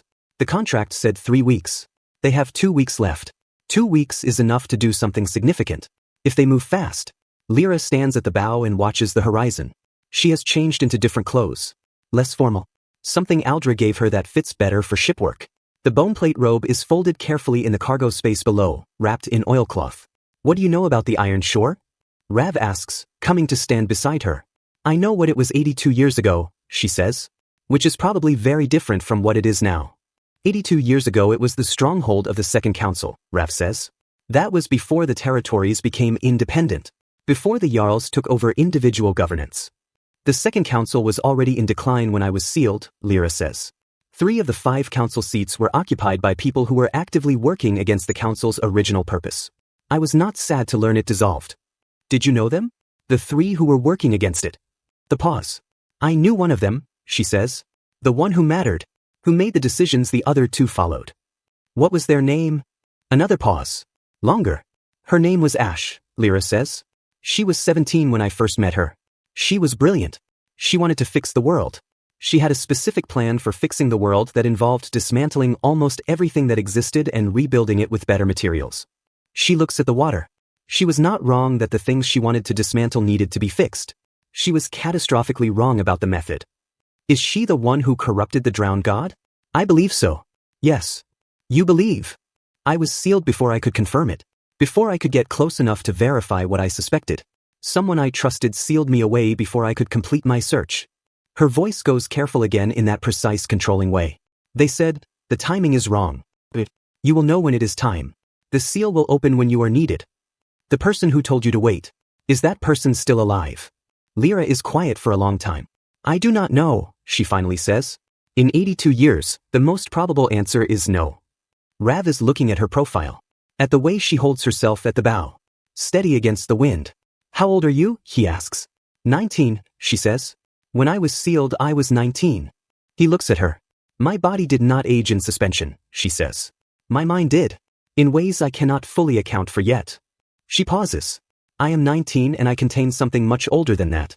I have not fully sorted out which parts belong to which version of myself. That sounds familiar, Rav says. She glances at him. Just quickly. But there is something in it. Yes, she says. I imagine it does. The Iron Shore is not called that because of iron mining, though there is iron mining here. It is called that because the original settlers, coming off their ships for the first time onto this coast, found a beach where the sand itself was dark gray-black, iron-rich, and the water that came off it stained the ankles of anyone who waded in with a dull rusty color that took days to wash out. The beach looks like a bruise on the edge of the sea. Everyone found it deeply grim and then decided to build a city above it anyway, which is how most founding decisions seem to go. The city of the Iron Shore is called Kelmist. It is significantly larger than Halvor's Teeth. 3 times the population. A proper port city with a harbor district that is 3 harbors combined, a trading district that has streets named after the specific goods that are sold there, and a political district at the hill's summit where the current Jarl of the Iron Shore has a hall that is, by his own personal insistence, the largest single structure on any of the 9 islands. There is a festival happening when they arrive. Rav knew this would be the case. He remembers this festival. It is the Founding Festival. Every year on the day the original settlers made landfall, the Iron Shore holds 3 days of competitions, feasts, and trading fairs. People come from other islands for it. Ships crowd the harbor for a week before and after. The streets are full of noise and color and the specific chaos of too many people in too small a space all trying to have a good time. It is also, Rav knows, the occasion when something happens that he missed the first time around. In his first life, he was not present at this festival. He arrived at the Iron Shore years later, when it was already compromised. But what happens at this festival? In 3 days, during the final day ceremonies, a man named Kret will announce his candidacy to succeed the current Jarl, who is aging and childless. Kret's candidacy will be accepted. Over the next 5 years, Kret will methodically position himself to take power at the Iron Shore. When he does take power, he will systematically close the Iron Shore's port to all vessels from Halvar's Teeth and 2 of the other islands, cutting supply routes that will matter enormously when the Bone Tide begins. In Rav's first life, nobody knew why Kret did this. He was just understood to be hostile and territorial. Rav now suspects he knows why. He also knows that Kret is, right now, 3 days from beginning his public political play. If Rav can get close enough in those 3 days to confirm the suspicion, he can prevent what follows. Or at least prepare for it differently. The Thorn docks at the Third Harbor. They go ashore in groups. Dag and Pip together, because Pip has immediately spotted that there are food stalls in every direction and is drawing Dag toward them at high speed. Fenk goes to the trading district to resupply. Aldra goes to find a rune carver's workshop and compare notes on the pre-settlement style she documented from the stones. Lyra stands on the dock and looks at the city with the expression of someone seeing a place through 2 sets of eyes simultaneously. Changed. Revis. The basic geography is the same, she says. The harbor has expanded. The district layout is different. But the hill is the same. The hall at the top is different, larger. And there, she points to a building in the trading district. 3 stories. Stone construction. That building was a second council outpost. The seal on the door should have been destroyed when the council dissolved. She squints. The building itself is now clearly something else. A merchant house of some kind. But the lintel stone above the door has. Rav looks. He cannot see it from this distance. What does it have? He asks. A mark, she says. Very small. Cut into the stone. Not a standard rune. Something personal. A signature. She pauses. I know that mark. Whose is it? She looks at him. Her gray eyes are very still. Ash, she says. They look at the building. She marked a building here, Rav says slowly. 80 years after you were sealed. Which means either she survived, which at her age when I knew her would make her over 100 years old, or she had a successor, Rav says. Someone who continued her work. Someone who carries the mark forward. Or the mark is older than it looks. Some runic signatures persist in stone indefinitely. If she marked this building before I was sealed, then this was already one of her network locations 80 years ago. They look at the building. Kret, Rav says. Who is Kret? He explains quickly. The candidacy. The political path. The port closures. Lyra is very still while he talks. If this building connects to her work, she says, and Kret has access to this building. He is not acting independently, Rav says. He is a piece. Part of whatever she set up before you were sealed. Or part of whatever came after. We need to see inside that building. Yes. Tonight, she says. The festival creates traffic and distraction. Normal surveillance patterns break down during festivals. It is the best time. I know, he says. She looks at him sideways. You were a very competent person in your first life, were you not? She says. Debatable. The world lasted longer than it would have without you. I will give you that. Not long enough. No, she says quietly. Not long enough. That night, the festival is loud. Torches everywhere. Music from 3 directions that does not quite agree on tempo. The streets of the trading district are packed and busy and nobody is paying very close attention to who goes in and out of a side entrance to a merchant house when the celebration is happening 6 streets away. Rav and Lyra approach the back of the building from a side alley. The lock on the back entrance is mechanical. Rav picks it in under a minute. He learned to pick locks in his first life out of necessity, and the fact that his hands are 20 years old again does not affect the skill. It is memory work. The fingers know what to do. They go in. Inside, the ground floor is indeed a merchant operation. Ledgers. Storage for goods. Standard commercial infrastructure. Nothing interesting. Nothing that does not look exactly like what it claims to be. The second floor is offices. The third floor is locked differently. Not mechanically. Runically. Lyra puts her hands on the door and steps back immediately. Old work, she says. Barely above a whisper. Very old. Pre-settlement pattern. Same as the barrel? Travis. Not the same as the barrel. The barrel was mine. This is, she stops. Her expression does something. This is hers. Ashes. This was done by her hand.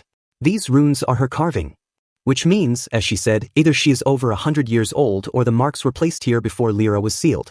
80 years before Lyra's barrel opened. This building has been standing for over a century with this lock intact. Can you open it? Travis. Yes. But she will know if I do. Some locks are designed to record who opens them. Leave a runic impression in the opener's signature. Will she be able to find you from that? If she is still the person I knew, yes. She was always better at tracking than I was. But if she is still the person I knew in any meaningful way, she is also the person who sealed me into that barrel and said, wait. You will know when it is time. They look at each other. If she sealed you away, Rav says, and designed the seal to release now, at this time, when I am here. She expected this moment, Lyra says. She planned for it. Yes. Which means she planned for someone to open this door, Rav says. Which means she either wants this to happen or she set a trap for whoever comes back. Lyra looks at the door. A very long look. It is not a trap, she says. I know her. However much she changed, however wrong she went, the thing she built between us was not something she would weaponize. Not this directly. Not for me. She puts her hand on the door. But I could be wrong. I have been wrong before. She presses her hand flat to the runic lock. It opens. Inside the third floor. A room that is perfectly preserved. No dust, which is impossible by normal means in 100 years, which means the runic seal that locked the door also sealed the air inside. The room is exactly as it was when it was last used. A desk. Papers. And on the wall, a map. Not a navigation map. A map of something else. Something that Rav stares at for a long time before he understands what he is looking at. It is a map of the rift network. The cracks in the ocean floor. All of them. Charted with a level of detail that should not have been achievable with any technology available 100 years ago. Hundreds of individual rifts, marked with notations. Widths. Estimated pressure ratings. And across the whole map, lines drawn in red that show. The collapse sequence, Rav says. What? This map shows the order in which the rifts will collapse. After the Guardian network breaks down. The order in which the pressure will redirect. The sequence of hollow beast emergence events that will lead to the bone tide. He looks more closely. The red lines have dates beside them. Future dates. From the perspective of 100 years ago. From his perspective right now, some of them are already past. The early collapses. The ones that generated the increasing hollow beast activity of the past 20 years. The ones everyone has been treating as normal escalation. They were not escalation. They were the beginning of a sequence. And the sequence was planned. She mapped it, Rav says. She knew exactly how this would unfold. She designed it to unfold this way. Lyra is standing very still in the middle of the room. The rifts do not collapse on their own, she says. They need to be opened. Forced beyond their natural parameters. Something is going to them. Something under the water is traveling the rift network and forcing them open wider and deeper. Destabilizing them. One by one. The drowned god, Rav says. Not just following the corruption instinct. Not just destroying randomly. It is following a route. A specific route that someone planned. She planned. She planned. They both look at the map. In my first life, Rav says, we thought the drowned god was following some kind of instinctive drive. We never understood why the emergence events happened in the specific order they did. We were always reacting, never looking at the shape of the whole thing. Because if you look at the whole shape, you see a design. You see intention. You see her, Lyra says. On the desk, under the papers, Rav finds something. A letter, addressed in precise handwriting, to it. He hands it to Lyra. She reads it. It takes a long time. He watches her face while she reads. He cannot read her expression during this. She has gone somewhere very internal. The control mechanism in her voice when she talked about Ash earlier is visible in her face now. Large thing. Carefully handled. When she finishes, she folds the letter. Puts it in her vest pocket. What does it say? Travis. It says that she is sorry, Lyra says. That she knows what she has done is wrong. That she could not stop it by the time she understood how wrong it was because the process was already too far along and trying to reverse it would accelerate the collapse. She says she has been trying to find a way to fix it for 60 years and she has found one. But she cannot implement it herself. She says that the key is, she stops. The key is what? The key is the last guardian. And the person who carries the guardian type signature. And the one who came back from the end of something. She looks at Rav. She knew, Rav says. She knew someone would come back. She knew what the rune of return was for. She built everything around the possibility that the person who tried and failed and came back would find the guardian and the carrier and the sealed one and her voice does a thing. Very small. But he hears it. She was 82 years ahead of all of us. Is she still alive? Lyra takes out the letter again. Reads a final section. She says, I will not be here when you find this. The life I chose took too much from me too early. By the time you read this I will have been gone for some years. But I left what you need. I left what I could. She folds it again. She is dead, Lyra says. The room is very quiet. She was trying to fix it, Rav says. Yes. She spent 60 years trying to fix what she did. Yes. Did she? Lyra puts the letter back in her pocket, looks at the map, then looks at Rav. Partially, she says. She slowed it. She mapped it. She set the seal on my barrel to release at the right moment. She left this room intact for us to find. She touches the map. She left the route. The sequence. If we know the sequence, we can get to each rift before the drowned god reaches it. We cannot force them closed, we do not have that power. But the Guardian, she pauses. The last Guardian's rune arrays. The ones that are the same type as Pip's signature. Those arrays can seal a rift. Temporarily. Not permanently. But enough to slow the sequence. Change the timing. Buy time. Buy time for what? Travis. She looks at him directly. To reach the drowned god directly, she says. Not to fight it. Not to detonate inside it. To speak to it. To reach what is still inside it from before the corruption. The original Guardian. What it was. Pip's words from the Guardian's island come back. You might be the only person alive who can speak to the drowned god without being consumed. Because you carry the same type it was before the corruption. Pip, Rav says. Pip, she says. In 5 years, grown and developed and trained. If we protect the last Guardian long enough to slow the sequence. If we keep Pip safe and help his Guardian-type signature develop. If we can get him close enough to the drowned god at the right moment. He might be able to reach it, Rav says. The original part. The uncorrupted part. The thing it was before Ash's rune got into it. Yes. And if he can reach it? Then the drowned god might stop. Might choose to stop. Might remember what it was supposed to be. She looks at the map. I do not know if it will work. I do not know if anything of the original is still in there. The corruption has been active for over 100 years. Something of the original reached back to me, Rav says.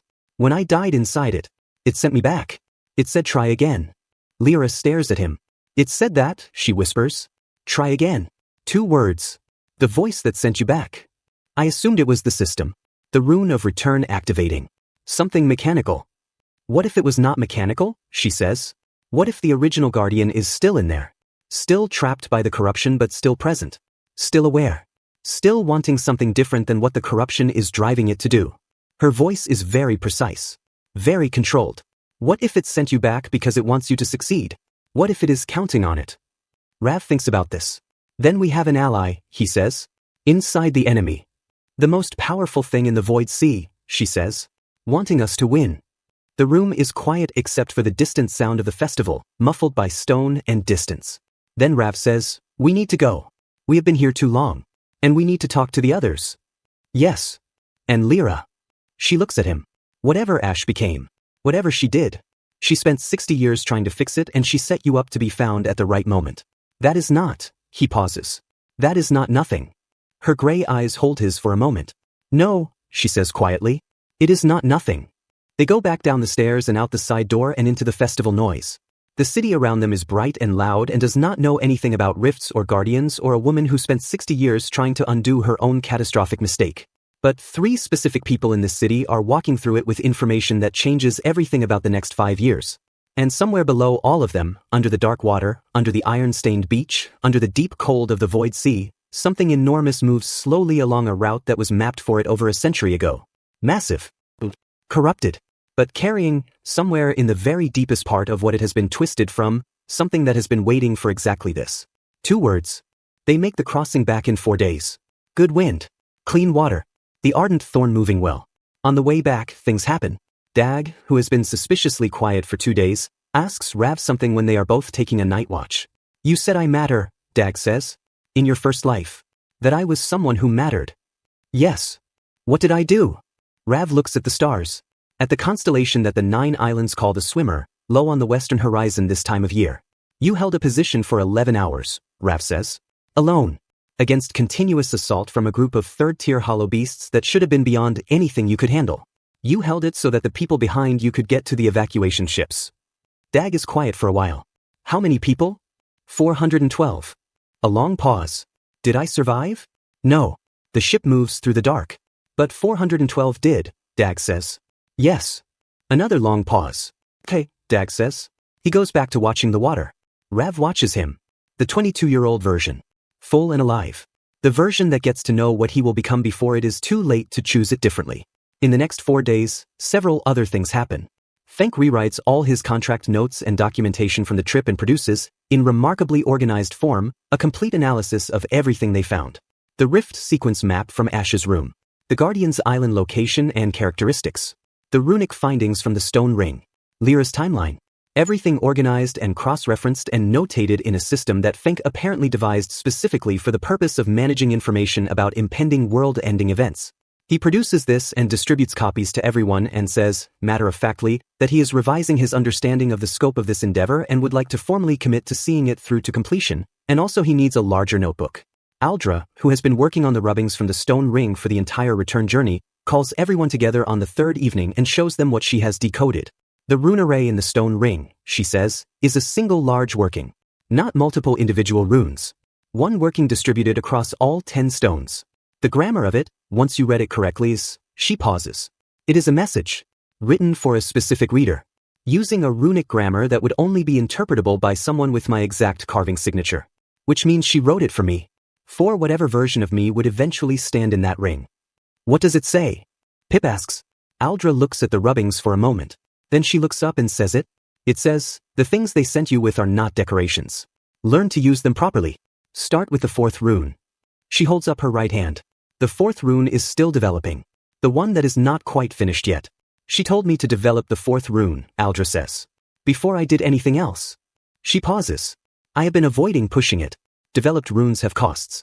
The activation can be painful and the power type is not always what you expect. I was being careful. Another pause. I think she is telling me to stop being careful. What type do you think it is? Travis. I have been guessing water variant, she says. But the lines are developing differently from my first 3. The branching pattern is, she looks at the 4th rune. Honestly, it looks more like Pip's lines than mine. Everyone looks at Pip. Pip looks at his bandaged hand. Maybe we are similar, he says. Maybe you are complementary, Lyra says quietly. And something about the way she says it makes everyone go a little quieter and think about things for a moment. On the 4th day, the teeth appear on the horizon. Rav stands at the bow. 3 weeks ago, he woke up in the ocean with 23 years of compressed experience and no crew and no ship and no allies and no money.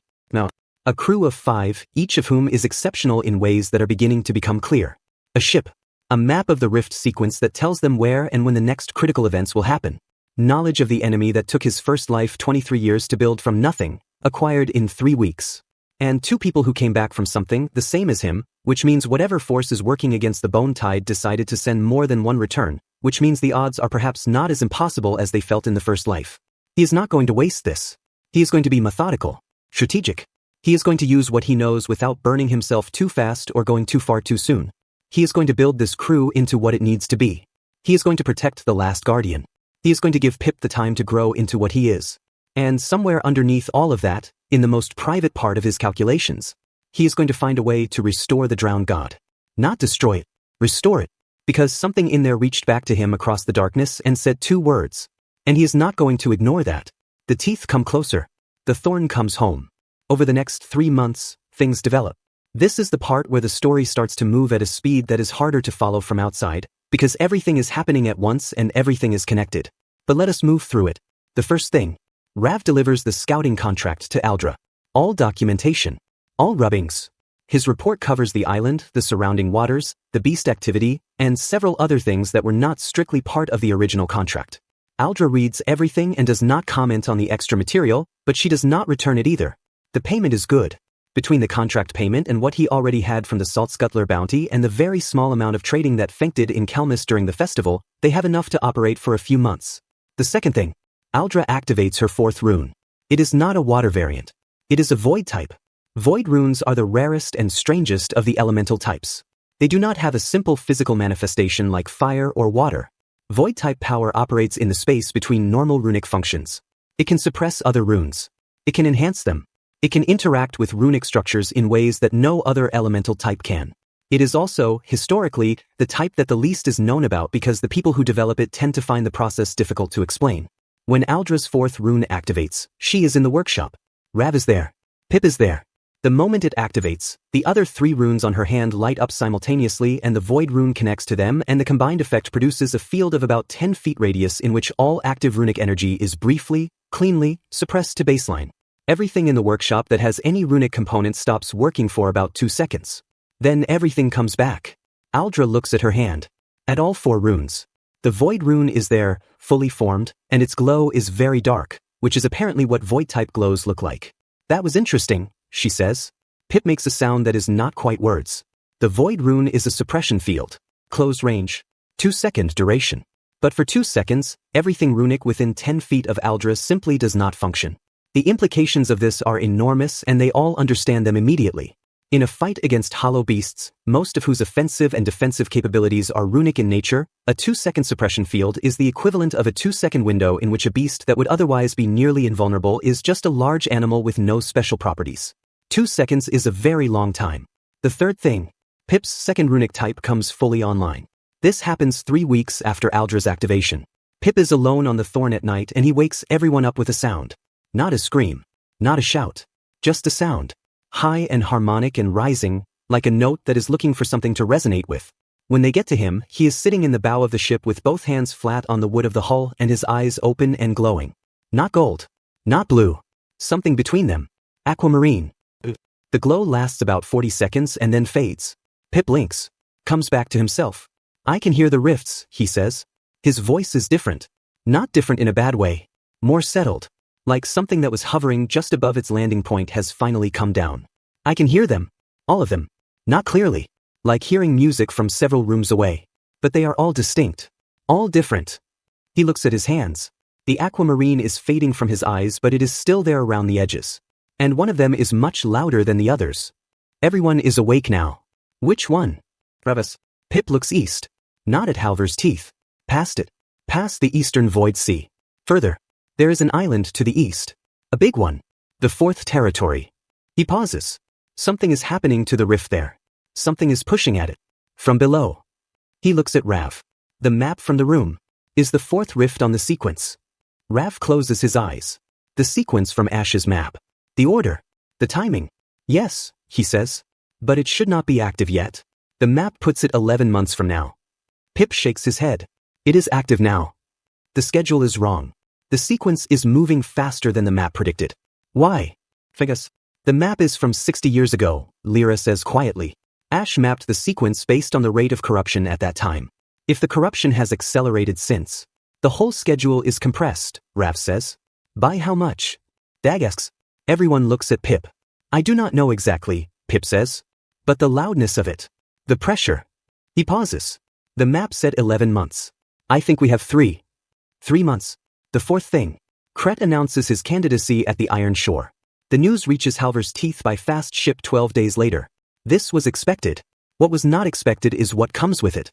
Kret's announcement includes something the original candidacy in Rav's first life did not include. A platform. Specific policy positions. One of which is the closure of the Void Sea's eastern waters to all unaffiliated scouting and hunting operations, pending a new licensing framework to be administered by the Iron Shore's government. If this passes, the Ardent Thorn becomes illegal. The Guardian's Island becomes inaccessible. The rift that Pip is already hearing becomes unreachable by anyone who is not under Kret's administration. This is not a coincidence. Kret does not know about the Guardian's Island or the rift sequence. He cannot. But someone who has access to Ash's information does. Someone who found the room. Who found the map. Before them. Someone cleaned the room, Lyra says when she hears the news. Her voice is very flat. Before we got there. They took copies. Left the originals. Left the letter. She is sitting in the workshop. Her hands are flat on the table. They wanted us to find it. They knew we would come to that building. They were ahead of us. The mark on the lintel, Rav says. It was not Ash's mark, she says. I thought it was. The same style. The same notation method. But Ash is dead. She has been dead for some years, the letter said. Her gray eyes are very still. Someone is using her work. Has access to her methods. Knows her notation system. And is not interested in what she spent 60 years trying to accomplish. The pause. They want the sequence to complete. They are keeping us close enough to know what we know but far enough back to not be able to stop it. They are managing us, Fenk says. Yes. Kret is a move, Rav says. Closing the eastern waters. If the Guardian's Island becomes inaccessible while the rift sequence accelerates, we lose our ability to protect the last Guardian. Without the last Guardian, the final collapse happens. The bone tide completes. And whoever this is gets what Ash designed the process to generate, Lyra says. The raw power of the final collapse. Except they are not going to use it the way Ash intended, Rav says. No, she says. They are not going to try to reset the world with good intentions. Whatever the reset generates in their hands, she stops. What? Dag asks. Something that wants to make sure nothing grows here again, Lyra says. Not a redesign. An erasure. The workshop is very quiet. Right? Dag says in his calm, clear voice. So we need to stop Kret. Yes. How do we stop a political candidacy? They all look at Fenk. Fenk, who has been writing in the new notebook he acquired in Kelmist, looks up. He has the expression of someone who has been doing math and has arrived at an uncomfortable but accurate answer. We do not stop the candidacy, he says. Stopping the candidacy creates noise and draws attention and puts all of Kret's backers on alert. What we do is make the specific policy irrelevant before it can be implemented. He pauses. If the Eastern Waters already have an official registered interest stake before Kret's licensing framework exists, the framework cannot apply retroactively to pre-existing operations without triggering the Nine-Island Treaty violations. You mean we register the scouting contract officially, Aldra says. I mean we turn the scouting contract into the beginning of a legitimate Eastern Waters operation with properly registered territorial interest claims. We need to move fast, before the candidacy becomes governance. But if we file the right paperwork in the right jurisdictions in the next 60 days, he closes the notebook. I grew up in a trading family. I understand jurisdictional claim registration better than most people who do this for a living. Dag raises his hand. Can we also just hit Kret? We can do both, Fenk says entirely seriously. The next 18 months move fast. Here is what happens in them. Fenk files the jurisdictional claims. It takes him 40 days, several trips to different islands on official vessels, and what he describes as an extremely unreasonable amount of notarial stamps. But it works. The Eastern Waters scouting operation of the Ardent Thorn is registered, documented, and legally established across 3 separate jurisdictional layers before Kret's licensing framework can be enacted. Kret's people contest it. They lose the contest because Fenk anticipated every contestation angle and built a response into the original filing. Kret becomes Jarl of the Iron Shore 6 months later. His licensing framework is enacted, but the Thorn's operation is grandfather exempt. The Eastern Waters remain accessible to them. Kret does not like this. He does several things to make his displeasure known. None of them succeed, because Fenk has continued to file documents. Enthusiastically, he files documents about the documents he filed. He files responses to the responses he anticipates.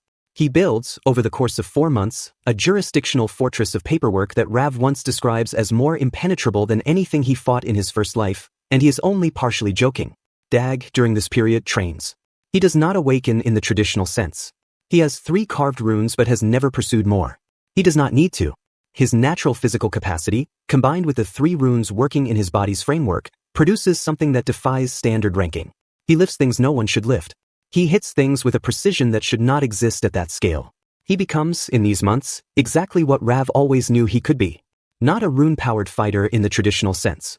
Something older and simpler and nearly as effective. In a training session on the 4th month, Dag blocks a full-power 3rd-tier runic strike from a testing artifact without activating a single rune of his own. He uses the forearm block that Rav showed him in the 1st month. The testing artifact, designed to measure force tolerance, rates the impact as equivalent to a 4th-tier strike absorbed cleanly. The artifact tech person testing this asks to run the test again 3 times. The result is the same each time. How? The tech asks. Dag shrugs. You hit a thing enough times, you stop being scared of it. This is not technically how runic impact resistance works, and everyone present knows it. But it is also not wrong, and nobody has a better explanation. Pip, during these months, grows up. Not dramatically. 15 becomes 16.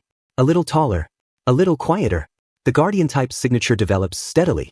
The aquamarine glow in his eyes appears more frequently when he is near water or concentrating. He can hear the rifts clearly now.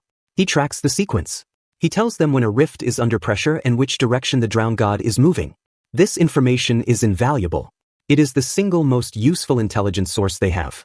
He is also still 15 going on 16 and still easily excited by food and still calls Dag the big person with an affection that makes Dag visibly happy and still treats Fenk's documentation work with a kind of cheerful incomprehension that makes Fenk slightly insane. In the 8th month, they go back to the Guardian's island. The last Guardian is still there. Still in its pool. Still patient. Still alive. Pip sits with it for an entire afternoon. When he comes back, his eyes are glowing steady and he looks like someone who has been in a very long conversation. It told me something, he says. They wait. It told me that the corruption is not all of it, he says. That what the drowned god was before is still in there. Not free. Not able to act. But present. And that it has been trying to send signals. for a long time, trying to communicate, but nobody in the human world has been able to receive the signal because the frequency of it is, he looks at his hand, at the aquamarine lines. The same as mine. It has been trying to talk to you, Lyra says. Not me specifically. To whatever carries this type. For decades. Centuries. But the type had mostly died out of the human population. My bloodline is the last one that retained enough of it to express. He pauses. The Guardian says that someone deliberately maintained my bloodline. Through generations. Making small adjustments. Making sure the type did not disappear entirely. Making sure I would exist here now. Ash, Aldra says. Pip blinks. Is that the name of the person who? Yes, Lyra says. Her voice is doing the precise careful thing again. She kept my family going, Pip says slowly. For generations. Just so I would be here. Yes. He processes this for a long moment. That is. He pauses. I do not know what that is. I cannot tell if it is kind or not. I cannot tell if I should be grateful or not. She moved my entire family line across generations like pieces on a board. She did, Lyra says. She did, and I cannot justify it to you. It is not mine to justify. But what I can tell you is that she spent her last 60 years trying to fix what she had done wrong. Including keeping your line safe. Including making sure you existed. Not as a piece on a board. As the solution. She pauses. She was trying to give the drowned god a way back. She needed someone who could carry the signal. She built the line and she spent 60 years protecting it from the things that would have destroyed it. Pip is quiet for a long time. The barrel, he says eventually. You were sealed to make sure you would be here when I needed someone who understood what I am. Yes, Lyra says. The stone ring was built so Rav would know what he came back for. Yes. She mapped everything. The sequence. The timing. She left the room. She left the letter. She set all of it up before she died so that when the right moment came, there would be enough people in place to handle it. Yes. Pip looks at the Guardian's pool. At the slow blue pulse of the ancient rune arrays. Then, he says, we probably should not waste what she built. Nobody argues with that. The sequence map says 3 months for the fourth rift. Pip's runic hearing says it is already under pressure. They have been monitoring it. The pressure is building faster than even the revised estimate. The drowned god is moving toward the fourth rift. When it reaches the fourth rift and forces it open, the chain reaction will accelerate to the point where the sequence timeline compresses from 5 years to something much shorter. Possibly 2 years. Possibly less. They need to be at the fourth rift when the drowned god arrives. Not to fight it. That is not the plan. Fighting it directly, even with everything they have, is not survivable. Even with Rav's compressed fragment power. Even with Aldra's void suppression field. Even with Dag's terrifying natural capacity. The plan is Pip. But Pip is 16. And the plan requires him to stand at the edge of the rift while the drowned god is present below and broadcast the Guardian-type signal directly at the source. To reach through 100 years of corruption and try to find whatever is still in there from before. How long do I need? Pip asks. Unknown, Lyra says. I do not know how deeply buried the original is. I do not know how quickly it can respond. I do not know if the signal will be enough. Best case? Minutes. If the original responds quickly. Worst case? She is quiet. Hours, she says. Or it does not respond at all. And while I am doing this, we keep everything else away from you, Rav says. Everything the drowned god sends up during the attempt. Everything that is pulled out of the rift by the destabilization.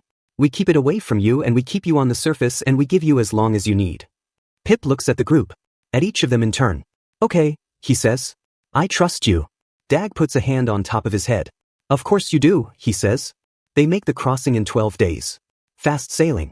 Good crew. The ardent thorn moving like she knows where she needs to be. The fourth rift is between the eastern coast of the fourth island and the open void sea. A deep section of water above a natural shelf that drops away into nothing. The kind of place where experienced sailors cross fast and do not look down. There is no island here to anchor to. They anchor on a fixed buoy that Fenk designed specifically for deep water holding and assembled with help from a Halver's Teeth ironsmith over the previous weeks. The buoy is set. The thorn holds position. Below them, according to Pip's runic hearing, the drowned god is 2 hours away. They prepare. Rav is going into the water. He is not going deep. He needs to be at the surface level to intercept the hollow beasts that will come up out of the rift ahead of the god as pressure precursors. Standard hollow beast emergence before a major event involves waves of smaller beasts pushed ahead of the main source. He can handle those in the water. Aldra is on the ship. Her void suppression field does not work underwater, but it works on anything that gets onto the hull or tries to breach the deck. She is the ship's defense. Dag is also in the water. Ropes attached to the ship. Mobile. There is backup for anything Rav cannot reach in time. Lyra is at the bow with the boneplate robe on. Her role is to monitor the runic situation globally. The robe's arrays are sensitive enough to detect changes in the rift's behavior. She calls out what she sees. She is also, if things go catastrophically wrong, the fallback. She has 20 years of suspended knowledge and 4 rune types and the specific awareness of someone who was built for exactly this kind of situation. Fenk is in the cabin writing down everything that happens. This is both practical and also something he seems to need personally. And Pip sits at the very bow of the Thorn. His feet hang over the water. His hands flat on the hull. His eyes closed. The aquamarine glow builds from the moment they anchor. Slowly at first. Then stronger. He is broadcasting. Not words. Not intent. Just signal. The Guardian-type signal. Broadcasting it as clearly and as strongly as he can, sending it down through the water, through the dark, toward the thing that is coming. They wait. 1 hour. Then Lyra calls out. Pressure rising. First emergence coming. And then it begins. The first wave of hollow beasts comes up fast. They are not large. They're the kind that in normal circumstances would be a serious threat to a single fighter but a manageable problem for a prepared pair. Rav goes into the water. He has been waiting to do this properly. To fight properly in this body with this power. In the weeks leading up to this day he has trained every night. Testing the compressed fragment. Finding its limits. Learning its shape. The coal glow in his chest is not a coal anymore. It has been weeks of testing and careful development. It is a furnace. Controlled. He moves through the water toward the first cluster of emerging beasts. The first one that reaches him gets a runic strike that catches it across the body and throws it back into the water hard enough to kill a second one behind it. The impact sends a shockwave through the surrounding water that disrupts 3 more. He is not fighting the way he fought in his first life. Not the accumulated power style of someone who spent 20 years grinding toward a maximum. He is fighting the way someone fights when they have compressed 20 years into a fragment and that fragment has been learning the shape of a 20-year-old body for the past 18 months. Faster. More precise. Less power per strike but more accurate placement. The beasts keep coming. He keeps moving. Dag enters the water from the starboard side and takes the second cluster. He is not in runic mode. He is just himself, in the water, hitting things. The things he hits do not get up again. On the ship, the occasional beast that makes it past both of them gets Aldra's 2-second void suppression and then whatever follows after, which is not gentle. Pip does not open his eyes. His glow intensifies. 30 minutes in. The precursor wave is mostly cleared. But the water is changing. Getting darker. Getting colder. The pressure below them, the physical pressure, the deep weight of the ocean, is increasing. Lyra calls it out. It is here, she says. Her voice is completely controlled. It is below us. The 4th rift. And in it, something of incomprehensible size, pressing upward. The water goes very strange. The Thorn's hull groans slightly with a pressure change. Every runic array on Lyra's robe activates simultaneously. Below the surface, Rav can feel the field of the drowned god. It is not like any beast he has encountered. It is not aggression exactly. It is more like gravity. Like a thing with so much mass that it bends the space around it even without intent. But there is also something else. Just below the corruption. Just behind the gravity of its mass. Something that is pulling in a different direction. Something subtle. Almost invisible against the overwhelming presence. Reaching. Pip gasps. His eyes open. Full aquamarine. Not a glow. A light source. He is producing it himself, his eyes, his skin, the lines under his skin. He is lit from within, blue-green, deep watercolor. I hear it, he says. His voice is very strange. Layered. Like 2 voices using one throat. I hear the original. It is very deep. Very far in. But it is there. It can hear me. Keep going, Rav says from the water. He is treading water 30 feet from the hull, watching. 2 beasts come up on either side of him and he deals with them without fully looking at them. Eyes on Pip. It is, Pip's voice catches. It has been alone for so long. In there. Watching. Unable to stop. Unable to do anything except reach and reaching nowhere. Nobody able to receive the signal. For decades and decades. Just reaching and reaching and... His voice breaks. But not in a bad way. In the way of something that has finally, after a very long time, touched the thing it was reaching for. Tell it, Lyra says. Her voice from the bow is steady. Tell it we are here. Tell it we know what was done to it. Tell it we are trying. Pip puts both hands over the side of the ship and presses them flat against the water. The aquamarine glow goes into the water. The water around the ship changes color. Just the surface, just a few inches deep. But it shifts. From void sea black to something warmer. Something alive. Below, the massive pressure of the drowned god holds. For a long moment nothing happens. The pressure changes. Not releasing. Not surging. Just pausing. Like something enormous taking a breath. Like something that has been in motion for 100 years considering whether it is possible to stop. One of the remaining hollow beasts in the water dives. Not toward Rav. Away. Back toward the rift. Like something below called it back. Another one does the same. The third wave of precursors, which should be coming up now, does not come. What is happening? Dag says from the water. He is looking down. I do not know, Rav says. He is completely still. Watching. Pip at the bow is crying. Silently. Tears running down his face in the aquamarine light. His hands in the water. His signal going down. And from below, for the first time in over 100 years, something like a signal coming back. Not through the water. Through Pip. Through the lines under his skin, which are cycling through patterns so fast they blur. He is receiving something. The original guardian. What the drowned god was before Ash's corruption rune got into it. It is still in there, it has always been in there, and it has been waiting for exactly this for longer than anyone alive can remember. It is still in there. And it is listening. Pip stays with his hands in the water for 1 hour and 43 minutes. During this time, Rav and Dag clear the remaining beasts from the water. Aldra holds the ship. Lyra monitors and calls out each shift in the rift's pressure. Fenk writes everything down, including his own emotional reactions, which he inserts as footnotes. When Pip finally lifts his hands from the water and sits back, the aquamarine light does not go out. It dims. But it stays. A faint warm glow just under his skin that was not there before today. He looks at Rav, who has climbed back aboard the ship. It cannot stop, Pip says. His voice is back to normal. Just his. Just 16-year-old Pip. But something in his eyes is different. Quieter. More certain. The corruption is too deep. The original can push against it, but it cannot overcome it from inside. The corruption is anchored in a rune that was driven into the core of what it was. The rune of destruction. The opposite of the rune of return, Lyra says softly. Yes. To remove it from the outside would require... He stops. It says it would require someone to enter the space where the rune is anchored, which is very far down. In the deepest part of the Void Sea. At the center of the Rift network. And remove the rune, Aldra says. Yes. From the inside of the drowned god, she says. Yes. While the drowned god is present. Yes. A very long pause. That is not a plan that most people come back from, Dag says. Factual. No, Pip says. The original guardian knows this. It is not asking anyone to do it. It is explaining what it would take. He looks at his hands. At the glow. It also says that the person who goes in does not have to go alone. If someone carries the guardian-type signal strong enough, they can navigate the space, Lyra says. The guardian-type signal can interface with the internal runic architecture. Guide the person to the anchoring point. Yes. They all know what this means.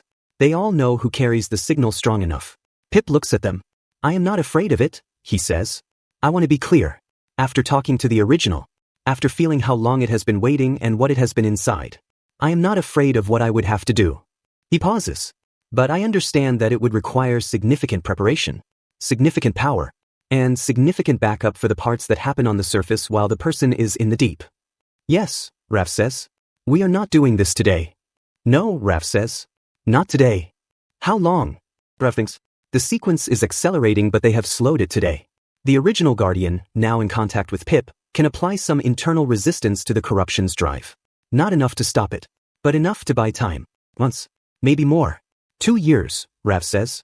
If we protect the last guardian, if we keep the surface rift interventions going, if we develop the power we need to support this.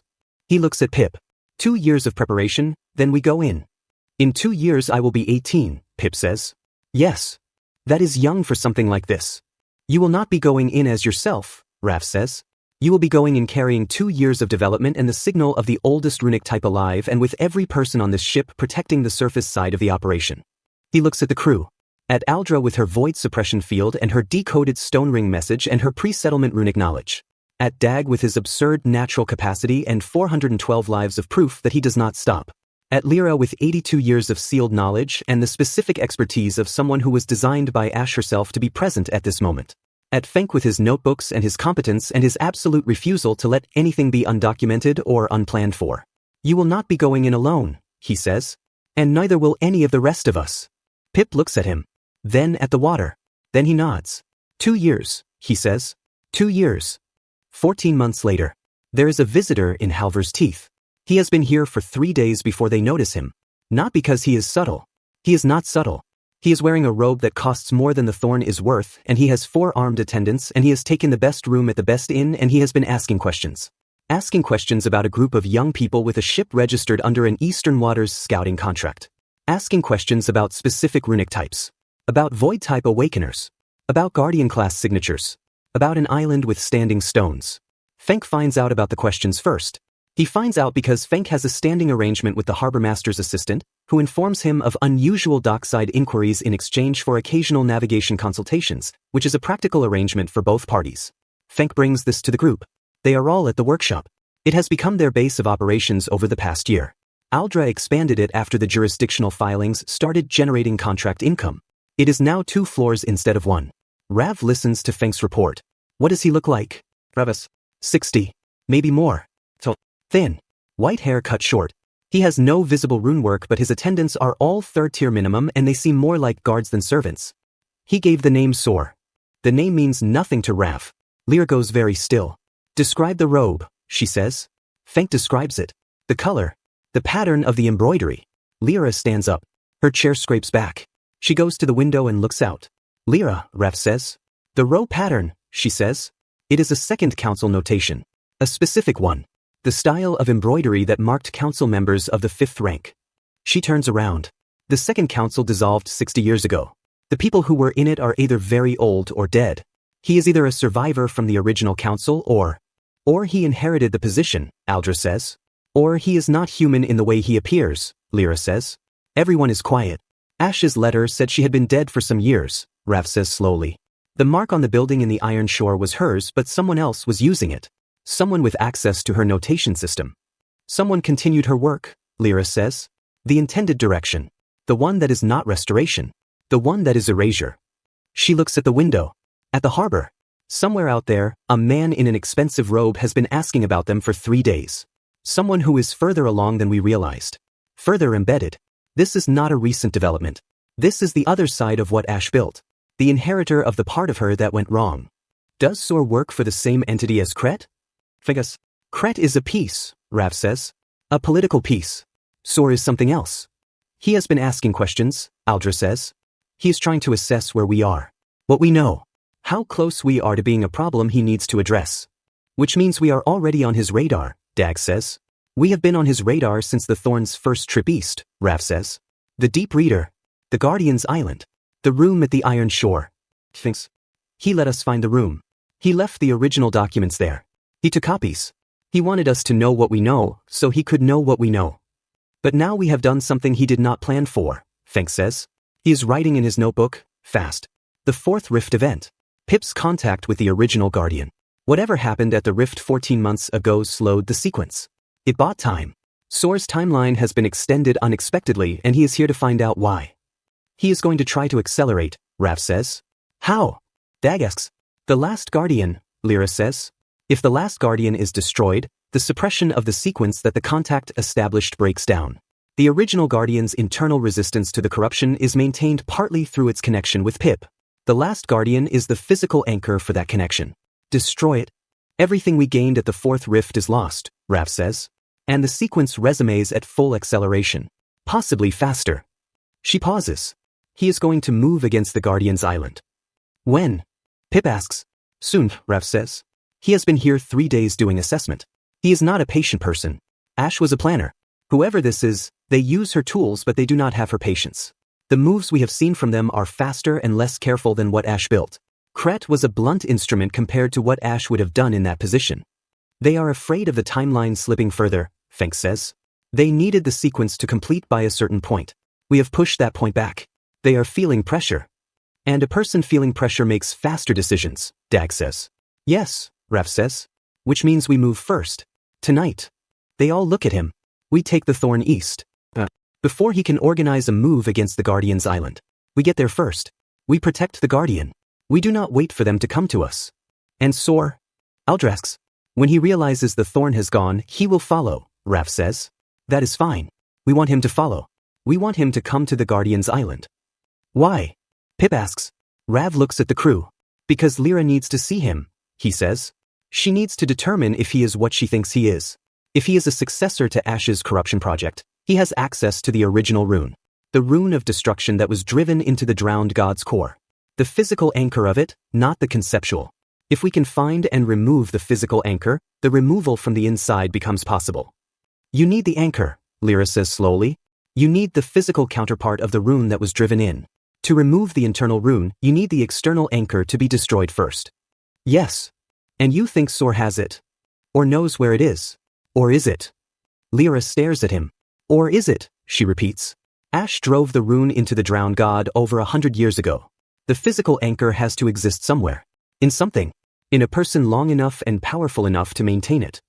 He looks at Lyra. You said whoever this is not human in the way they appear. I said possibly. If the anchor is in a person. And that person has been maintaining it for 100 years. Lyra's expression does the precise, careful, controlling thing. Then the anchor is in a person who has not aged normally, she says. Who has been sustained by the runic power of the anchor itself. Who has been here the whole time. She looks at the window. 60. Maybe more. Yes, Rav says. Maybe significantly more. They look at each other. If he is the anchor, Lyra says, and we destroy the anchor. He does not survive it, Rav says. The pause. He has been maintaining this for over a century, Lyra says. Intentionally. Knowing what it is doing. Knowing the consequence. Yes. Then I do not feel the need to be careful about it, she says. Simply. Without drama. Dag stands up. I will get the ropes. Fenk is already packing the notebooks. Pip is already pulling his coat on. Aldra blows out the workshop lamp. The ardent thorn leaves Halvor's teeth before midnight. They make the crossing in 4 days. Fast, pushing the thorn hard. The weather holds for them. Pip is at the bow the entire way, eyes sometimes glowing, monitoring the rift signals. He says the Guardian's signal is stable. The last Guardian is still in its pool. Still patient. They arrive at night. The harbor cove is dark and still. They go ashore quickly. Climb the familiar path. Over the rise. Into the hollow. The last Guardian is there. When it sees them, it's Runaray's pulse. Not the slow, deep rhythm of its resting state. Faster. More alert. It has been watching the approach of something. How far? Pip asks it. He listens. His eyes cycle through aquamarine. 1 day, he says. Maybe less. They prepare. This is what they have. 2 years of preparation crammed into 14 months. Not enough. But they have never had enough. That is not how any of this works. Rav's compressed fragment has developed further in the past year. The coal is now a forge. He has tested it against third-tier hollow beasts in the eastern waters and the results have been encouraging. He has not tested it against anything 4th tier or higher because he has been careful not to overextend this body's capacity ahead of when it is needed. He is saving the full opening of it for this. Aldra has 14 runes now. She went into development mode in the past year and what she found is that the stone ring's message was right. The runic knowledge encoded in the pre-settlement style transfers to her working through the void-type channel in ways that are not fully understood but are extremely powerful. She can suppress runic fields much larger than 10 feet now. She has tested it against 4th-tier constructs. Full suppression for up to 6 seconds. Dag is dag. Which is to say, terrifying. Lyra has been preparing something that she will not fully describe. She says it uses the bone plate robe. She says it uses the rune of return. She says it is an option of last resort. Fenk's role is coordination. He has mapped the hollow's geometry, calculated the defensive positions, documented every possible scenario he could think of and prepared contingency notes for each. He is also carrying a runic device he commissioned from a workshop in Kelmist that functions as a runic interference amplifier. Aldra's void suppression, run through the amplifier, will extend its effective range significantly. And Pip is ready. He has been ready since the 4th rift. He has known since then what the plan requires of him. He has spent 14 months not flinching from it. The morning of the first day passes quietly. In the early afternoon, a ship appears at the horizon. Then another. Sor brought more than 4 attendants. He brought 7 ships and somewhere between 100 and 150 fighters. 3rd tier minimum. Some of them higher. He brought enough force to take a well-defended position even if the position is defended by people significantly more capable than expected. He did not know exactly how capable they had become. But he brought enough force for a wide margin of uncertainty. This is, Rav thinks, the difference between Ash and whoever Sor is. Ash planned for 50 years. Sor brings 100 fighters. They watch the ships from the top of the rise. We cannot hold against that many, Fenk says. No panic. Just calculation. We do not have to hold against all of them, Rav says. We have to hold long enough for one thing to happen. They all know what the one thing is. Pip's contact at the 4th rift slowed the sequence, Rav says. Sor knows it. That is why he is here. He needs the last Guardian gone so the suppression breaks down. If the Guardian survives this, the sequence stays slow. If the sequence stays slow, we have time to do what needs to be done properly. He looks at the ships. He cannot let the Guardian survive. He will focus everything on the Guardian. We focus everything on making sure he does not get to the Guardian, Dag says. Yes. The hollow is a natural defensive position, Feng says. One approach path over the rise. Anyone coming from the ships has to come up the path. The path is narrow. Numbers count for much less in a narrow path. How narrow? Dag asks. Feng tells him. Dag looks at the rise. At the path. At his own hands. I can hold a path that narrow, he says. Not against 100 fighters, Rav says. Not forever, Dag agrees. But long enough. Rav looks at him. In my first life, Rav says, you held a position for 11 hours. I know. This time I am not going to let it go that long. I know that too, Dag says. He is smiling. Not a warrior's grim smile. Just himself. That is why I am not worried about it. They go to their positions. Pip goes to the pool. The Guardian surfaces slightly when he arrives. It's a raise cycle. Recognizing him. The connection that has been building for 14 months is as clear as current between them. Pip sits on the edge of the pool and puts his hands in the water, and the glow comes up immediately. Strong enough to light the hollow. I will stay with you, Pip tells the Guardian. He is not scared. Whatever happens up there. I am staying here with you. The Guardian's a raised pulse. Long, slow, deep blue. An acknowledgement. A gratitude. And then the first of Soar's fighters comes over the rise. Dag stops them at the path. He is not using runes. He is using himself. Which turns out to be the right decision because 3 of the first group of fighters have void disruption capability, meaning they can suppress runic effects. Against a runic-type fighter, this would be crippling. Against Dag, it does literally nothing except slightly annoy him. He hits the first fighter once. The fighter flies back into the path and into the ones behind. Dag hits the second one and then catches the third one's runic strike on his forearm and pushes it back. The third fighter goes off the path sideways and down the rock face and is not heard from again. The fourth comes in with a combined assault and Dag catches 2, loses 1, takes a strike to the shoulder that would have disabled anyone else, shrugs it off with a grunt, and hits back hard enough that the sound carries all the way to the ships in the harbor. He can hold this for a while. Not forever, but a while. On the flanks of the rise, where the path is impassable but determined fighters with runic mobility have tried to come up anyway, Aldra and Rav are working. Aldra's void suppression, run through Feng's amplifier, is something Soar's people have never encountered before. They come up with active runic constructs, active defensive arrays, active offensive capabilities. The field hits them and for 6 seconds everything they have is simply gone. Just them, without their power, on a steep rock face. In 6 seconds, Rav does what he does. The compressed power in his chest is open. Fully, for the first time since he came back. He has been careful with it for 18 months. Not anymore. The forge in his chest is burning fully open and the power that comes out of it is not clean fire or water type runic power. It is compressed mixed multi-type power that has been partially fused and partially broken and has had 18 months in a young body to find its shape. And the shape it has found is something that 4 or 5 different runic types produce when they stop trying to be separate. It is not easy to explain. The effect on the fighters is, they stop. Not frozen. Not suppressed. Just stopped. Like hitting a wall that is not physically there. Like running into a space where forward is not an available direction. He moves through them. One at a time. Controlled. No wasted strikes. No dramatic displays. Lyra coordinates the wider picture. Her robe's arrays give her a field view of the runic situation across the entire island. She calls movements, warns of flanking attempts, directs Fenk with the amplifier to the positions that matter most. And in the pool, Pip is glowing like a lighthouse. The connection between Pip and the Guardian and the signal going down into the deep is fully open. Full power. The original Guardian far below is receiving clearly. Clearly enough that the last Guardian's arrays are syncing to the signal and amplifying it. Together, the last Guardian and Pip are broadcasting a signal so strong it can be felt through the rock of the island itself. The drowned god is still far below. Not present. Not at this rift. The sequence is still slow. But the signal is going down regardless. Broadcasting continuously. Reaching. 40 minutes in. Soar himself comes over the rise. He is not using the path. He has his own runic capability, which he has been conserving while his fighters absorb the initial response. What he uses to come over the rise is not a standard elemental type. It is older. Pre-settlement. The same notation style as the room in Kelmist. As the barrel seal. As the standing stones. He looks at the hollow. At the pool. At Pip glowing in the water's edge. He looks at Rav. You are the one who came back, he says. His voice is exactly what you would expect from someone who has been alive for over 100 years. Extremely tired. Extremely certain. I had models for this possibility. They were not good models. You have done significantly better than any of them predicted. Your models did not account for Lyra, Rav says. Sor looks at Lyra. Something moves through his ancient face. Recognition. And something else. No, he says quietly. I did not account for the barrel opening yet. That was earlier than. He stops. Recalculates.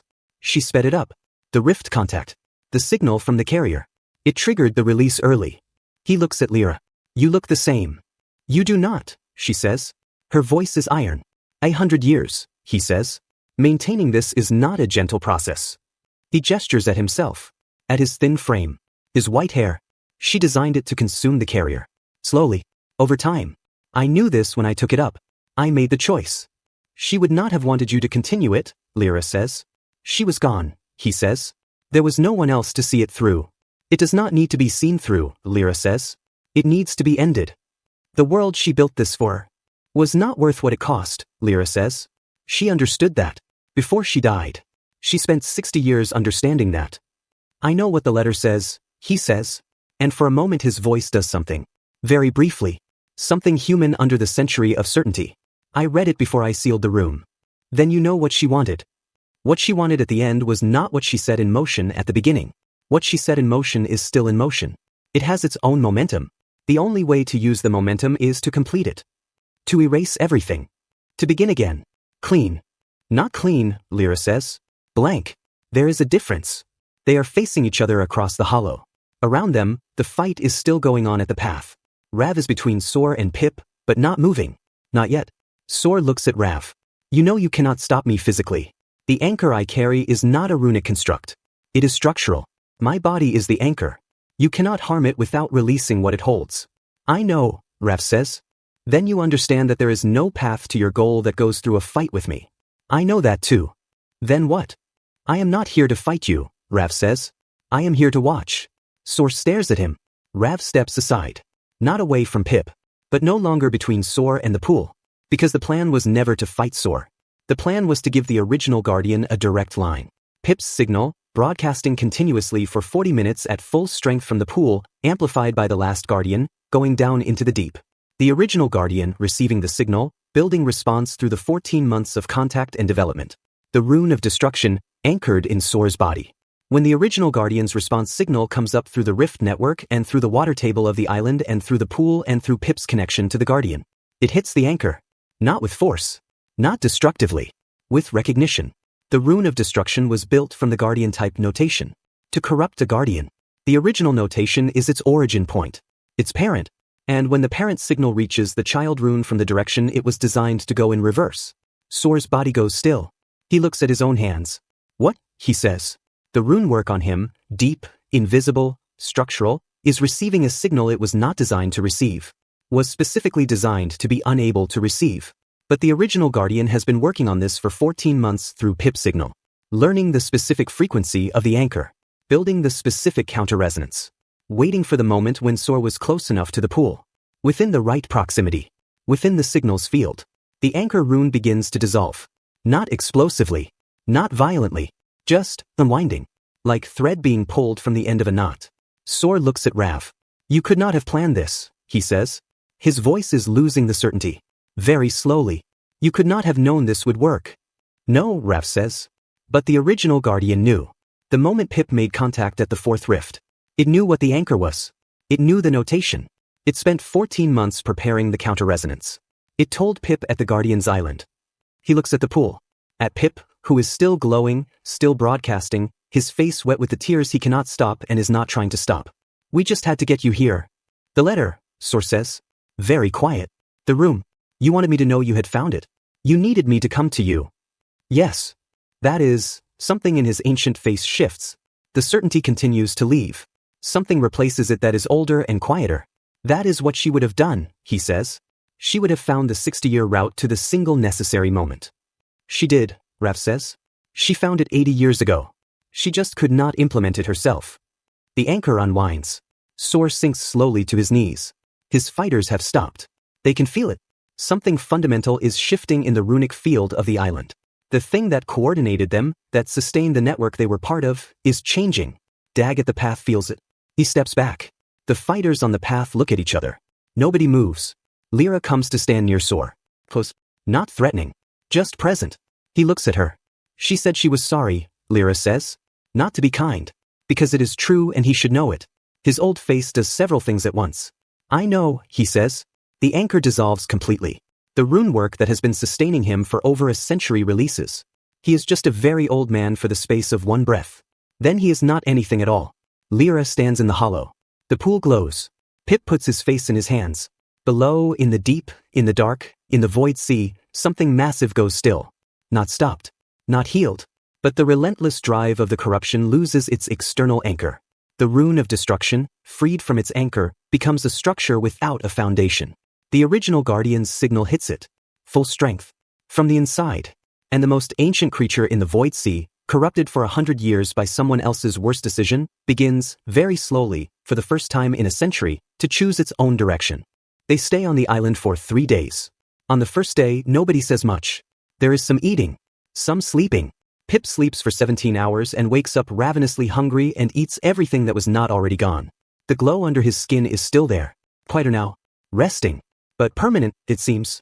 On the second day, Fenk files a complete mission report in his notebook and then stares at it and then opens a new notebook and starts an appendix. On the third day, Rav goes to the pool alone. The last guardian is still there. It surfaces when he arrives. Its rune rays pulse at the slow resting rhythm. Patient. He sits beside the pool and puts his hand in the water. He does not have Pip's signal. But the compressed fragment in his chest, which is not entirely his own power, which carried back something from the drowned god's core, reaches toward the water. Awkward. Uncertain. Far below, incredibly far, impossibly far, through miles of dark cold water, through the rift network, through everything. Something stirs. Not words. Not signals. Just acknowledgement. Still here. Still trying. Rav pulls his hand back. Sits with the water. Try again. He thinks about 23 years of a first life that ended in an explosion in the dark. He thinks about 2 words. He thinks about a voice that was not the enemy but was inside the enemy. He thinks about Aldra, who built a ring of stones in a life she barely remembers and left a message for herself. He thinks about Lyra, who was sealed in a barrel for 82 years on the word of a woman who was trying to fix her own mistake. He thinks about Pip, who is 16 years old and carries the signature of a species that predates human civilization and is not afraid of what he has to do. He thinks about Dag, who held a position for 11 hours in a life that has not happened yet and who, in this life, held a path against 73 fighters and let 11 of them go when the anchor dissolved because he is the specific kind of person who understands when the fight is over. He thinks about Fenk, who filed documents and wrote footnotes and built a jurisdictional fortress and somewhere in all of that meticulous careful documentation fell in love with the work and with the people doing it with him in the way of someone who expected their entire life to be lived behind a desk. He is not the same person who woke up in the ocean. He is not the same person who woke up in the ocean, and the people around him are not the same people he found, and the world is not the same world it was when the contract was posted. One day, this group is going to have to go deep. Very deep. To the center of the rift network.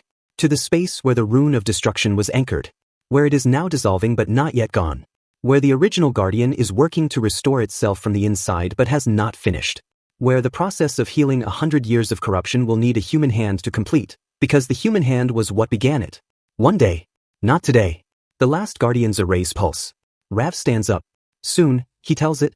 He walks back over the rise to where his crew is waiting. Here is what you need to know about what comes next. The sequence is slowed but not stopped.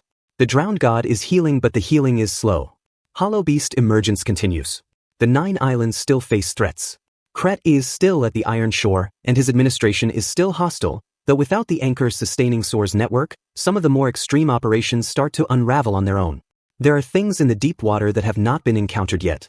The drowned god, in its partial state of healing, is unpredictable in ways the original corrupted version was not. Healing things are often more dangerous than stable broken things, in the same way a bone setting is more painful than the break.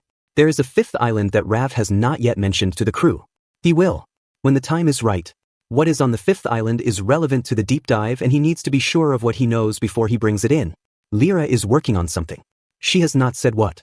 But in the days after the hollow, she has been writing constantly in her own version of Fenk's notebooks. Pre-settlement notation. Formulae. Something she has been building toward, in the back of her mind, since she read Ash's letter. Pip can hear the drowned god now. Not clearly. Not words. But tone. Emotional content. He describes it as someone learning to distinguish grief from anger when you cannot understand the language. He says it is getting clearer. And Rav walks back over the rise and comes down the path to where the thorn is anchored in the cove. The crew is scattered on the deck in the rock around the water, eating and talking and existing in the way of people who have come through something and are still here. He stands on the path and looks at them. In his first life, he spent 23 years losing people. One by one. He knew most of them too late. He loved most of them too late. He never had the chance to stand at the beginning of something and see what it could be if it had the time. He has the time now. He does not intend to waste a single day of it. He walks down to the thorn. Pip hears him coming and turns. There is food. Dag found something living in the rocks that turned out to be edible. He is very proud of himself. He should be, Rav says. Fenk is documenting the recipe. Of course he is. He steps aboard the thorn. The ship moves slightly under him, the easy familiar response of a vessel that knows your weight. Aldra is at the stern, watching the horizon. She glances at him as he passes. Well, she says. Still trying, he says. She nods. Turns back to the horizon. The last guardian pulses in its pool, far above them on the hill. Deep blue light. So patient. The void sea stretches east. Dark and cold and full of things that are not finished being whatever they are going to be. The ardent thorn rocks in the cove. And somewhere very far below the surface of everything, something enormous is slowly remembering what it was before it was taught to forget. The story is not over. It has barely started. But for the first time in 23 years of trying, Rav feels like the ending might be different. He sits down on the deck. Dag hands him a piece of something that turns out to be surprisingly good.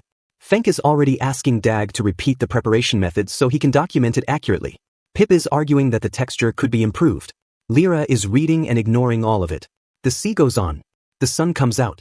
And the man who came back from the end of everything leans against the mast of a small patched ship and watches his crew exist and does not say what he is thinking. What he is thinking is this. This time,